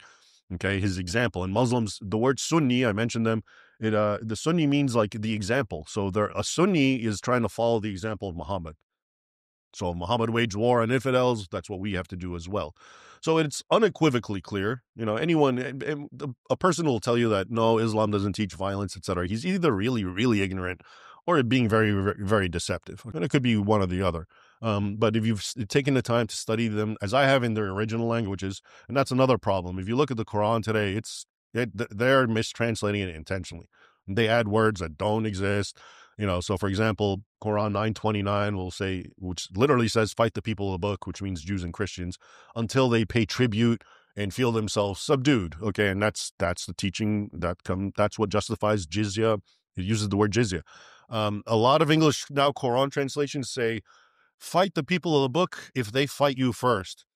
Okay, so now it doesn't look so bad. This is, again, defensive war. This is just war. The original doesn't say they fight you first. It says you attack them. So there's unfortunately a lot of playing around with Islamic scriptures intended to deceive infidels. But yeah, that it's that simple. That's what the two twin pillars of Islam's authority, Right. the Quran and Hadith, say. And the Quran is the word of God. And Right. I read the Quran a few years ago, and what the difficult thing for me, apart from certain of the Mm-hmm. scriptures like the ones mentioned already, is that it says throughout it you must take this literally and you can't swear. So the idea of a sort of Islamic Reformation against this seems to be tricky. Having said that, and I'll come back to Europe, but Mm-hmm. I look around the world now, and where I have hope with relations between the Western world and the Islamic world is the leaders of, let's say, the Emirati leaders, where the signatories of the Abraham Accords, and I see, oh, actually, these are people who are taking Islamism seriously. They recognize the problem. They're even calling the Westerners out for not taking it serious enough. Mm-hmm. The Emiratis have been fantastic on this, particularly Mm-hmm. Mohammed bin Zayed. For me, the hope is that these people are interpreting the scripture in a certain way Mm-hmm. that means that there will be relations much improved from everything Mm-hmm. you've described in history. Mm-hmm. Do you think I'm right to feel this way? No, I think there's room for optimism for a number of reasons. You know, the insurmountable hurdle is what I just described. Okay, the texts are so black and white. You know, it literally says in the Quran that if you're a Muslim, you have to hate non-Muslims. And I've watched cleric after cleric say things like, yeah, even if you're married, because Islam allows Muslim men to marry Christian women or Jews. And he'll say, yeah, you can marry them and have fun with them sexually, but you have to hate them and you have to let them know you hate them. Okay. That's how much it's so ironclad. Now, you know, and this is the whole question about what's a moderate Muslim. Okay. So yeah, I don't believe in a moderate Islam because it's just not there. It's black and white. But I do believe in moderate Muslims because humans are subjective and they can do whatever they want, right? They can believe, they can just reinterpret it their own way, they can ignore it. I mean, so I believe you have that. It exists. It's just, it's very hard to doctrinally justify it, okay, against the hardliners. That's why they always end up winning the arguments because it goes back to what the Quran says and what the Hadith says, okay? But there's all kinds of leeway and you know, ways to get around this, I suppose. But you're right. A lot of people, what they don't understand, they say we want a reformation of Islam, and what they don't get is actually something very akin to the Protestant Reformation has been happening, and it's what led to radicalism. Okay, not because Protestantism is radical, but the same methodology, and I'll explain what I'm saying. Protestantism essentially was, you know, sola scriptura. We're done with clergies and whatever. We just want the Bible. Okay, and Islam for a while has always been, the Quran and the Sunnah, but most people were illiterate Muslims, and you had to rely on the ulama and the scholars and the sheikhs, etc. And there were schools of law, and there still are, which could, you know, modify teachings certain ways or not. Well, like the Protestant Reformation, you know, since modern times, now the Quran is available on the internet, okay, and Muslims are literate and they can read Arabic. And what's happening is they're becoming more and more going back to the scriptures and not caring so much about what the schools of law, they're called madhahib, say. So it's almost like a sola scriptura mentality, but the result is the exact opposite. Because if you're a Christian who just goes by the Bible, well, you're going to turn the other cheek and you're going to love your neighbor and you're going to believe in monogamy, et cetera, et cetera. If you go strictly with what I'm talking about, the Quran and the Hadith, well, that's where all the hatred comes and the violence and basically a 7th century Bedouin mentality. I mean, that's what's captured there. Yeah. So what people really want is not not a reformation of Islam, which I don't think is possible. They want an enlightenment, which was basically, you know, not even caring what the scriptures say and just rising above it. And, you know, how you rationalize that, people can do whatever they want. I mean, look amongst Christians, you have all kinds of different beliefs and teachings, even though one Christian will say, no, the Bible says this. And so of course it can be done. But you're going to need, and the leaders, you have to remember, they can do what they can do. But a lot of the, you know, the people are, you know, Saudi Arabia is our good friend and ally. And I know they're also sometimes part of these accords, et cetera. But they're also the chief disseminators of radical Islam. Okay, they're the ones who fund this. You know, if you go to a mosque in England and you find it has radical, hateful books, it's coming from Saudi Arabia. You know, so it's, and again, we have to contend with this idea of taqiyya, Islam allowing deception of the infidel as needed. Okay, so we're in a weak phase, then we have to, you know, be accommodating to them and not hate them openly. You know, so all that needs to be taken into consideration. But having said that, I think if Western powers or the non-Muslim world just dropped the act and said, look, we understand your religion. We understand it has violence and we understand this, but we're not going to tolerate it. And, in other words, call them out and stop playing this game as if, no, it's not there. It is there. Let's confront it and let's work around it. I suspect if you were to do that, then a lot of the problems might go away. Yeah. Because if you call it out and everyone's like, actually, we better behave. Yeah. Yeah. But if you keep acting, no, your religion means peace. There's nothing wrong with your religion. Okay. So you're not addressing the problem. Well, this brings me to what's going, big scandal in my country, the grooming gang scandal, where tens of thousands of young... Rotherham, exactly. Young white underclass girls, predominantly white, there's some other Hindu girls and different groups, but mainly white, been targeted because they are, quote, kafir. And kafir or kafar? Kafir singular, kafar is plural. Kafar. And it's still now contentious. You can't call it what it is because the perpetrators are predominantly Pakistani heritage grooming gangs. Even calling them a grooming gang isn't quite. It's the rape gangs is what they really are. We're just sort of unable to call out that kind of stuff. We also have with Islamist attack after Islamist attack. This is kind of across Europe. It's a problem, and this is what I kind of want to. Your whole history. I wonder how we can make it relevant to what's going on now, because you've sort of given a historical context, and Muslims are moving to Europe en masse in hugely growing Muslim populations, particularly in contrast with the declining, let's say, quote unquote, indigenous population, Christian population, and Christianity is also on the decline anyway amongst those. So I wanted your perspective on how we might find social cohesion today in Europe. Sure. So let me give you some more context, because you're right. The history I told you, and there's still elements of it that we need to talk about to make sense of what you're discussing. So one of the earliest motifs amongst Islamic scholars, and this goes back to about the 8th and 9th centuries, was that, and I hate to put it this way, but that's how they put it, like white women want it. Okay. And white women are desirable, and they're the number. And I was telling you about the Vikings bringing slaves. They wanted fair slaves. This is a well-documented thing that goes back to Muhammad. During one campaign, the campaign against, it's called Tabuk, where he was supposed to fight the Eastern Roman empires, which would be Greeks. He actually tried to cajole men to join him by saying, "Don't you want the people of yellow?" and then he talks about the women, how beautiful they are. But yellow, I assume, means hair. A lot of people try to understand what that means. Does it mean hair, fair skin, whatever? So there's a long kind of like this almost like sadomasochistic thing of presenting white women as wanting it, and just like, okay, so now fast forward, and what you're talking about, believe it or not, because I've looked into it very closely, and the Muslims, the Pakistanis and whatnot, they use the same exact logic, and they quote that, and they say, yeah, Islam already told us these people want it, and that's what they're for, and they like it, et cetera, et cetera. So just, something to keep in back. It's an actual quote from Muhammad. Yeah. And in a hadith. Yeah, the quote is that he basically said, don't you want the people of yellow? Like, come join me on this raid so we can get pretty blonde women, basically. Right? Okay. And but even I'm saying it starts with them, but you find iterations of this all throughout. Okay, most caliphs, people don't know this, but even amongst the Ottomans, but especially in Spain, their last caliph was something like 99% white. Why? Because every sultan would mate with white women. And he would, be half diluted. So at the very end, a lot of these sultans were essentially blonde hair and blue eyed, but they're Muslim sultans, right? So anyway, my point is this. So you bring a Muslim population that thinks this way and you put them in England. What do you think is going to happen? And you teach women to be promiscuous or whatever, free love, etc. What's going to happen? This is going to happen, obviously. Okay.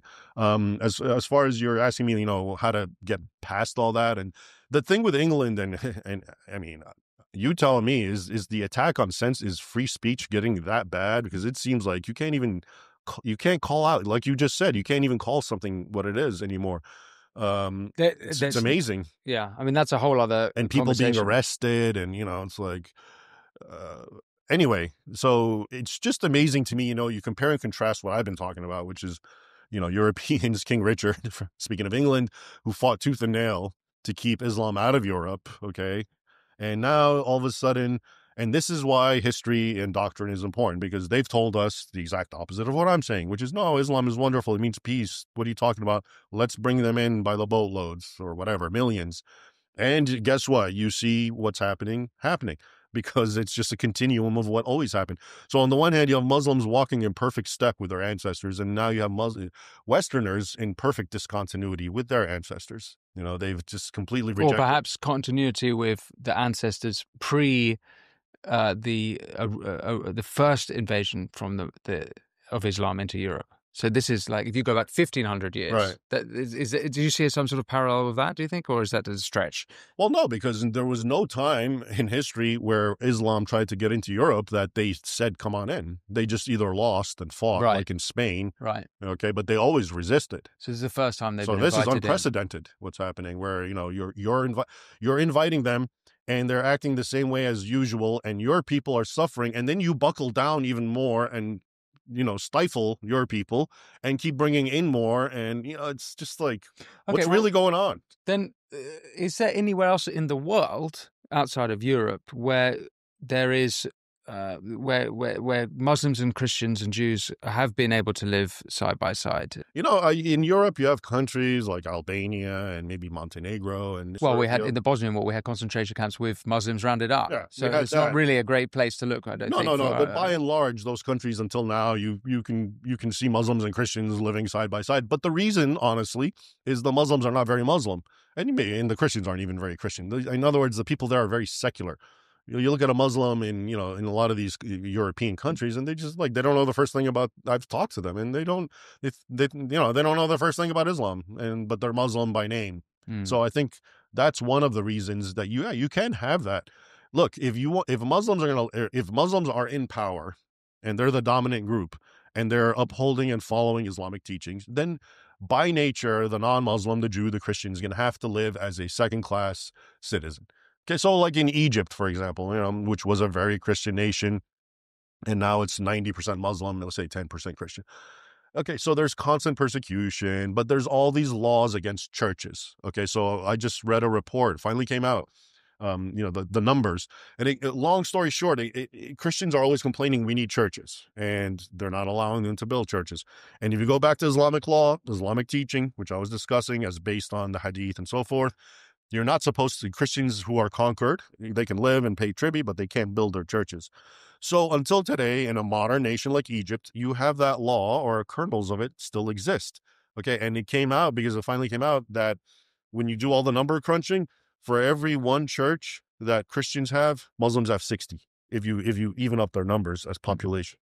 I mean, think about how obvious discrimination that is, okay? And but Egypt publicly will tell everyone in the world, no, we treat our citizens the same, okay? They all have the same religious freedom.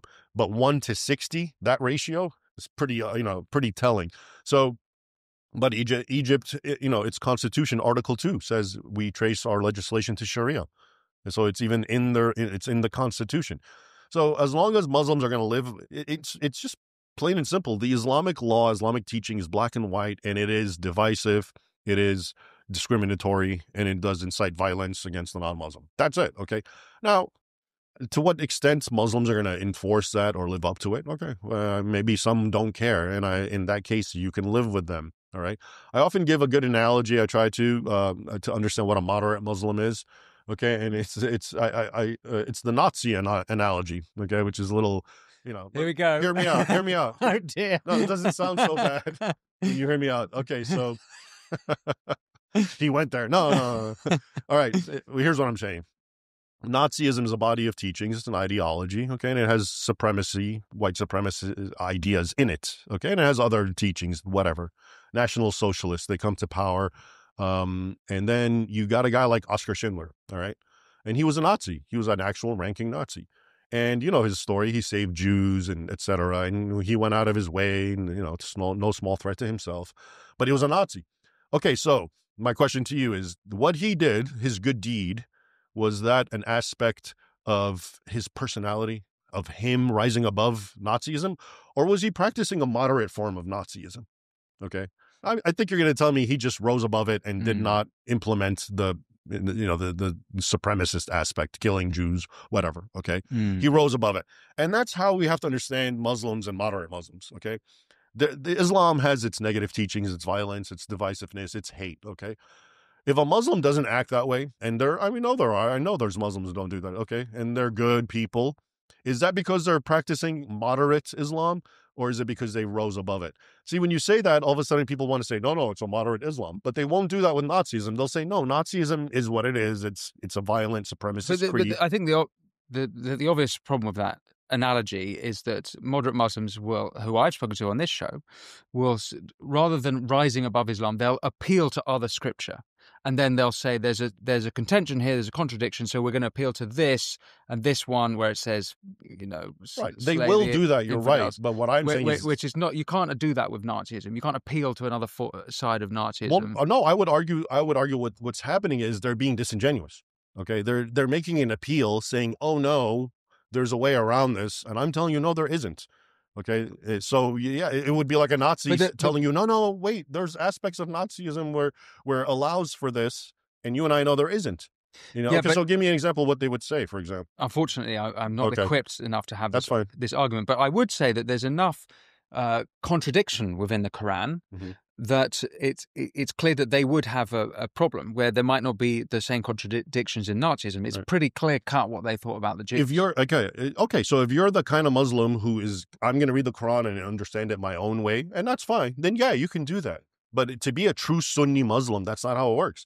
You have to follow the interpretation, the exegesis of the authorities. And all of them are unequivocal about the topics that we're discussing because they're so ironclad. So again, for example, there's a movement among Muslims, and it's a good movement. They're called Quranists. What they want to do is just the only book they look at is the Quran, and they're done with the Sunnah, the Hadith. And that would be great because honestly, a lot of the most troubling teachings come from the Hadith, not so much the Quran. The Quran is very poetic, okay? And so that would be a great thing, but they're a tiny, tiny minority. They're not even 1% of the Muslim population, okay? So you can do that, and they do exist, Muslims like that, and that's more power to them. But if you're being a standard, I'm a Sunni Muslim who's just following the traditions of my fathers, and I belong to one of the four madhahib. They have four schools of law, which are very, very similar. They just have nuanced differences, but they agree about what we're talking about, execute the apostate or punish him at least, blaspheming, etc., keeping Christians and Jews suppressed, war on the infidel. These are non-negotiables.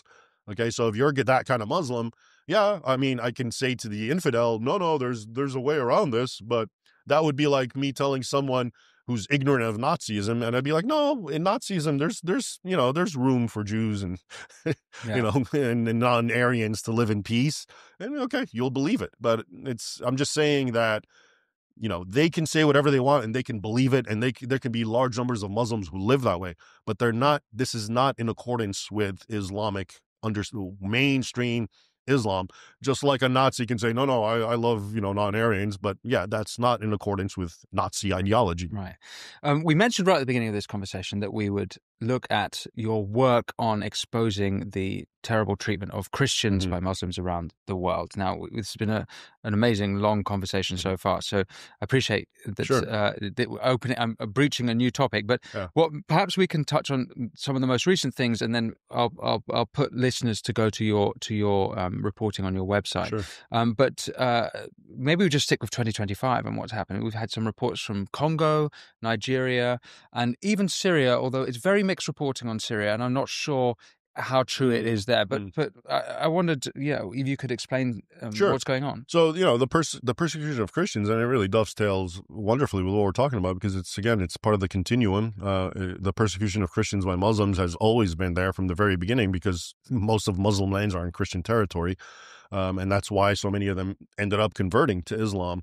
And you have small minorities, and that's why they disappeared in some areas. So the Copts, for example, who used, the word Coptic, for example, just to give you an idea of how infused with Christianity it is, the word Egyptian, that's the Greek word, which is Aegyptos, And when the Arab conquerors of Egypt came, they took the word for native Egyptian, Aegyptos, but they just took the middle syllable, Gipt. And that became transliterated into Copt for us.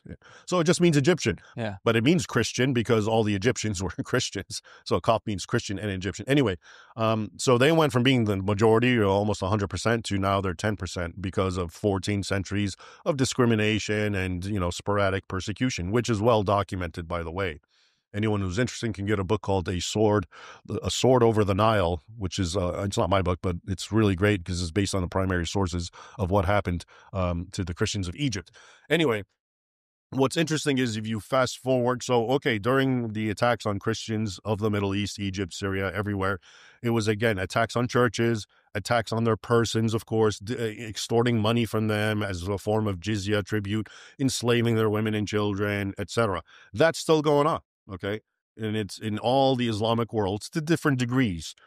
Maybe you've heard of a group called Open Doors. So it's a humanitarian Christian international organization, which has been around for decades.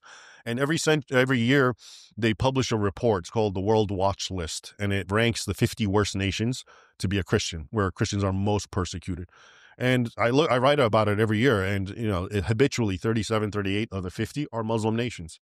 And I mean, that to me, talk about telling, right? It's like almost every Muslim nation, there is a kind of Christian persecution. Some are worse than others.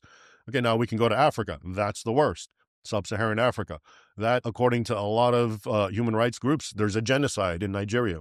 And I follow it closely. And I think every week I have to read about dozens of Christians being killed by Muslims. And of course, the media, they tell you, no, this is about climate, change. One group is being pushed out and they're attacking another group. They actually do that? What? The media are actually saying they do that. Actually, yeah. And they don't tell you that the ones being pushed out are all Muslims and the ones being killed are all Christians. Okay. No, they actually do that. So what's happening then in Nigeria? You have Muslim groups. First, you had the terrorist group called Boko Haram, which means Western education is a sin. And all they've been doing is attacking and killing Christians. But now you have what's called the Fulani, they're herdsmen, okay, who live and they graze their cattle. And they're attacking the Christians who are sedentary, okay? And they're just butchering and killing them and taking over their land. And of course, also engaging in destroying their churches and the hallmarks of attacks on Christianity that emphasize that there's an ideological component. But if you talk to the professionals and the media, it has nothing to do with religion. It's climate change because the pastoral Fulani are being pushed out and they need more land. So they attack these. But for some reason, they only attack Christians. Never Muslim sedentary areas. Yeah, and how exactly does climate change force them to kill and butcher? Yeah, exactly. So where's the motivation? Yeah. Exactly? I remember I think it was the Irish president who came out and made a big scene about, no, this is climate change. Don't talk about Islam. Islam means peace. And this was like a year ago. And it's like... mostly peaceful climate change. Yeah. And then the next day, Muslims attack a church in Nigeria and kill like 50 people. And all of a sudden that too is not about religion.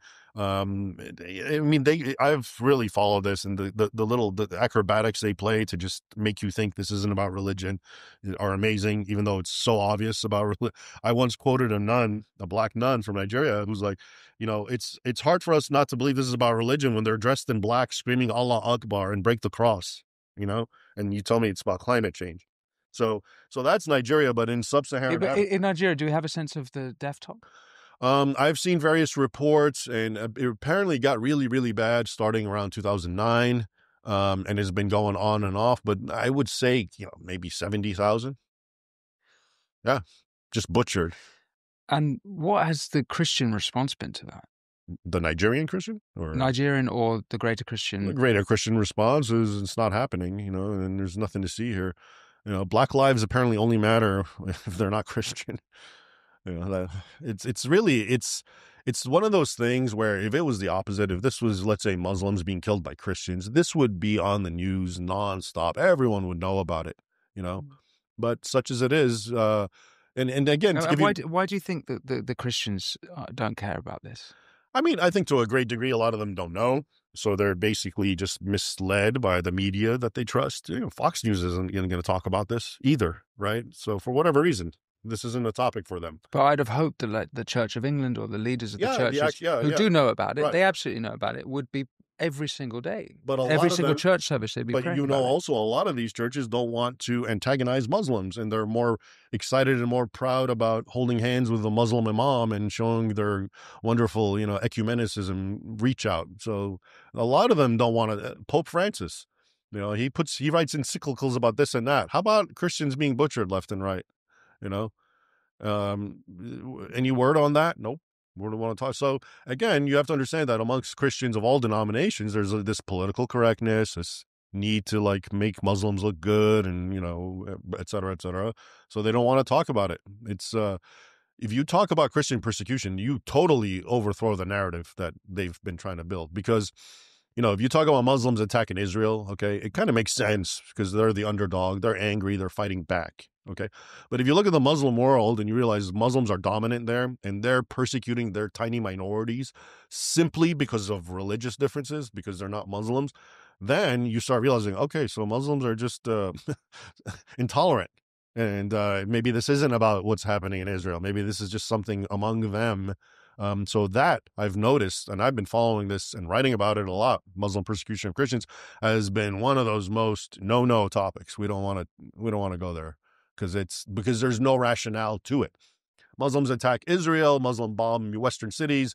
Oh, they have grievances. Oh, this, oh, that.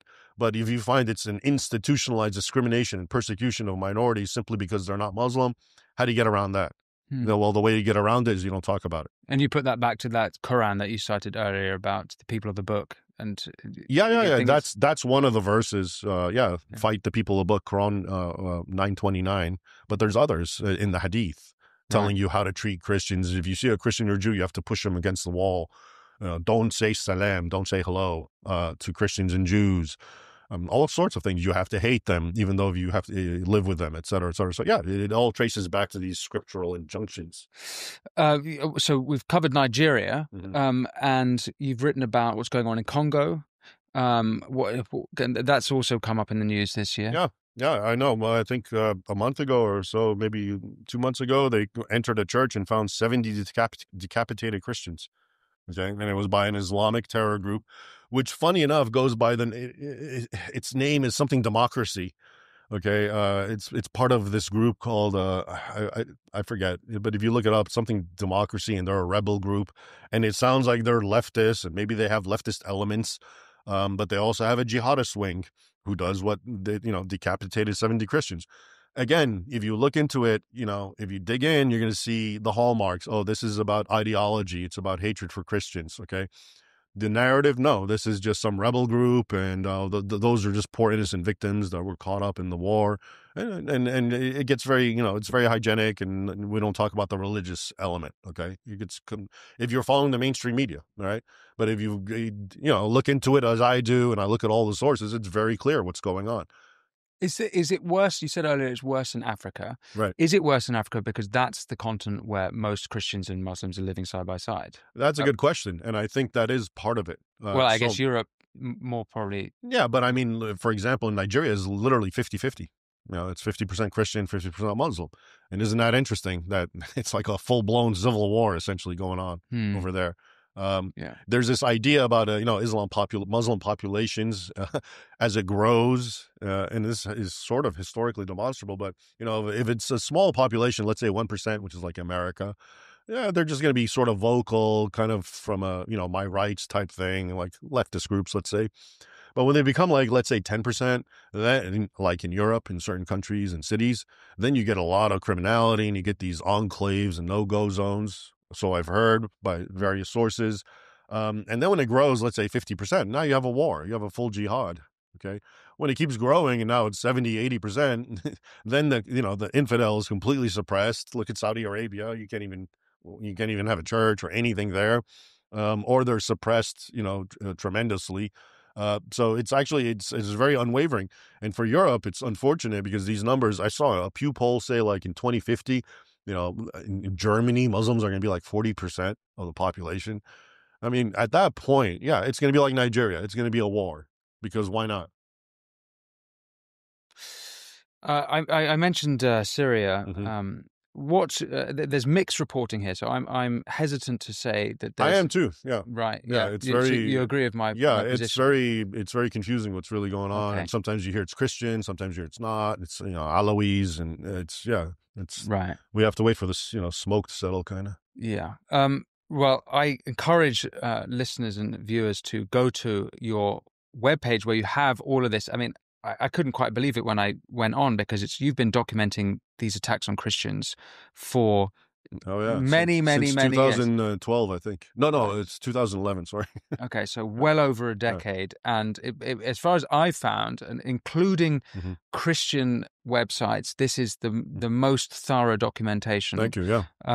And it's pretty shocking stuff, and perhaps something that we can go into on another conversation. But Raymond, before we close out, we've covered so much, and we've swept through 1,400 years of history, and couldn't obviously possibly complete every sentence. But is there anything you want to add before we close this out about everything we've discussed? Any important ingredients you think I might have skimmed over too quickly?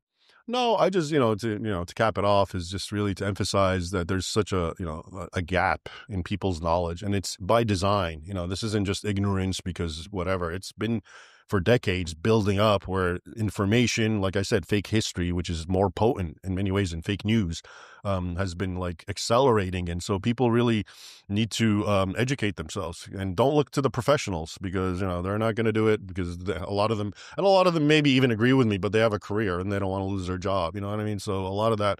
So I think you just have to independently educate yourself about the truth, about the history, and about the doctrine of Islam. And if you do that, it'll all fall into play. And I'm not trying to promote anger or hatred.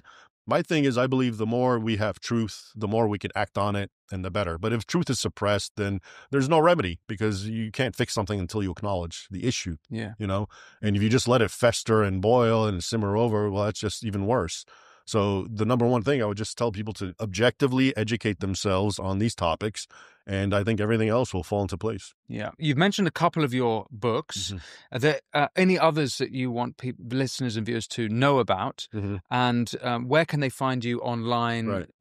Your social media and website? So my website is basically my name, RaymondIbrahim.com. And there you'll get all my articles, my videos. I make YouTube videos too. You can see me there. And I have social media links to the ones, even though most of them I'm shadow banned on, because nobody sees anything that I post, they tell me.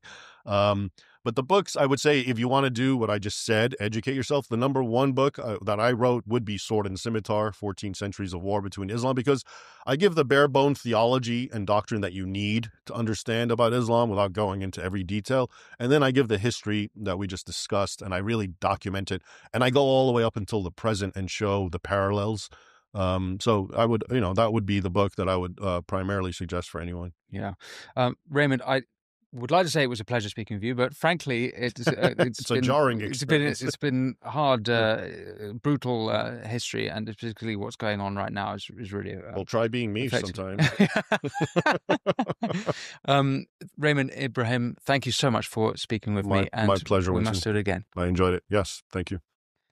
Thank you for watching the Winston Marshall Show. That was Raymond Ibrahim. If you want to support this show, remember all you have to do is press subscribe. And if you want ad-free viewing and exclusive content videos and interviews, head over to winstonmarshall.co.uk. But until next time, be well.